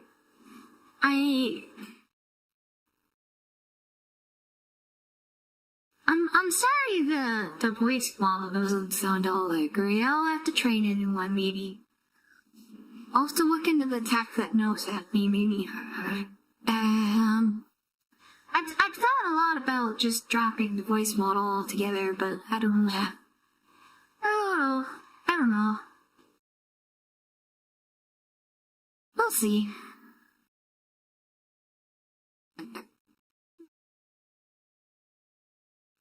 But let's find somebody to stop raid and maybe call it off. Is there anybody I know who's streaming right now? I don't see anybody in my YouTube subscriptions that's live.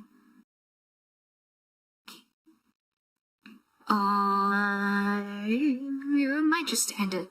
We might just end it here. Or lean into it and stream every stream with a different voice model. I don't know. You could, or if you want to keep it upgraded a bit, maybe. Maybe. I don't know. I also don't want to, get in trouble with the voice actor, the singer that the voice model is trained on. You know? I'm a little bit worried about that.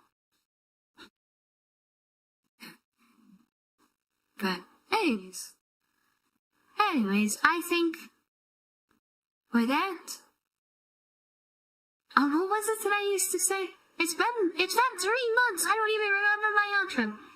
Was, oh yeah, stay safe, stay healthy, have a good one. Bye-bye. And then I still have the outros in here. Bye-bye! Yeah. Oh, it's been a while.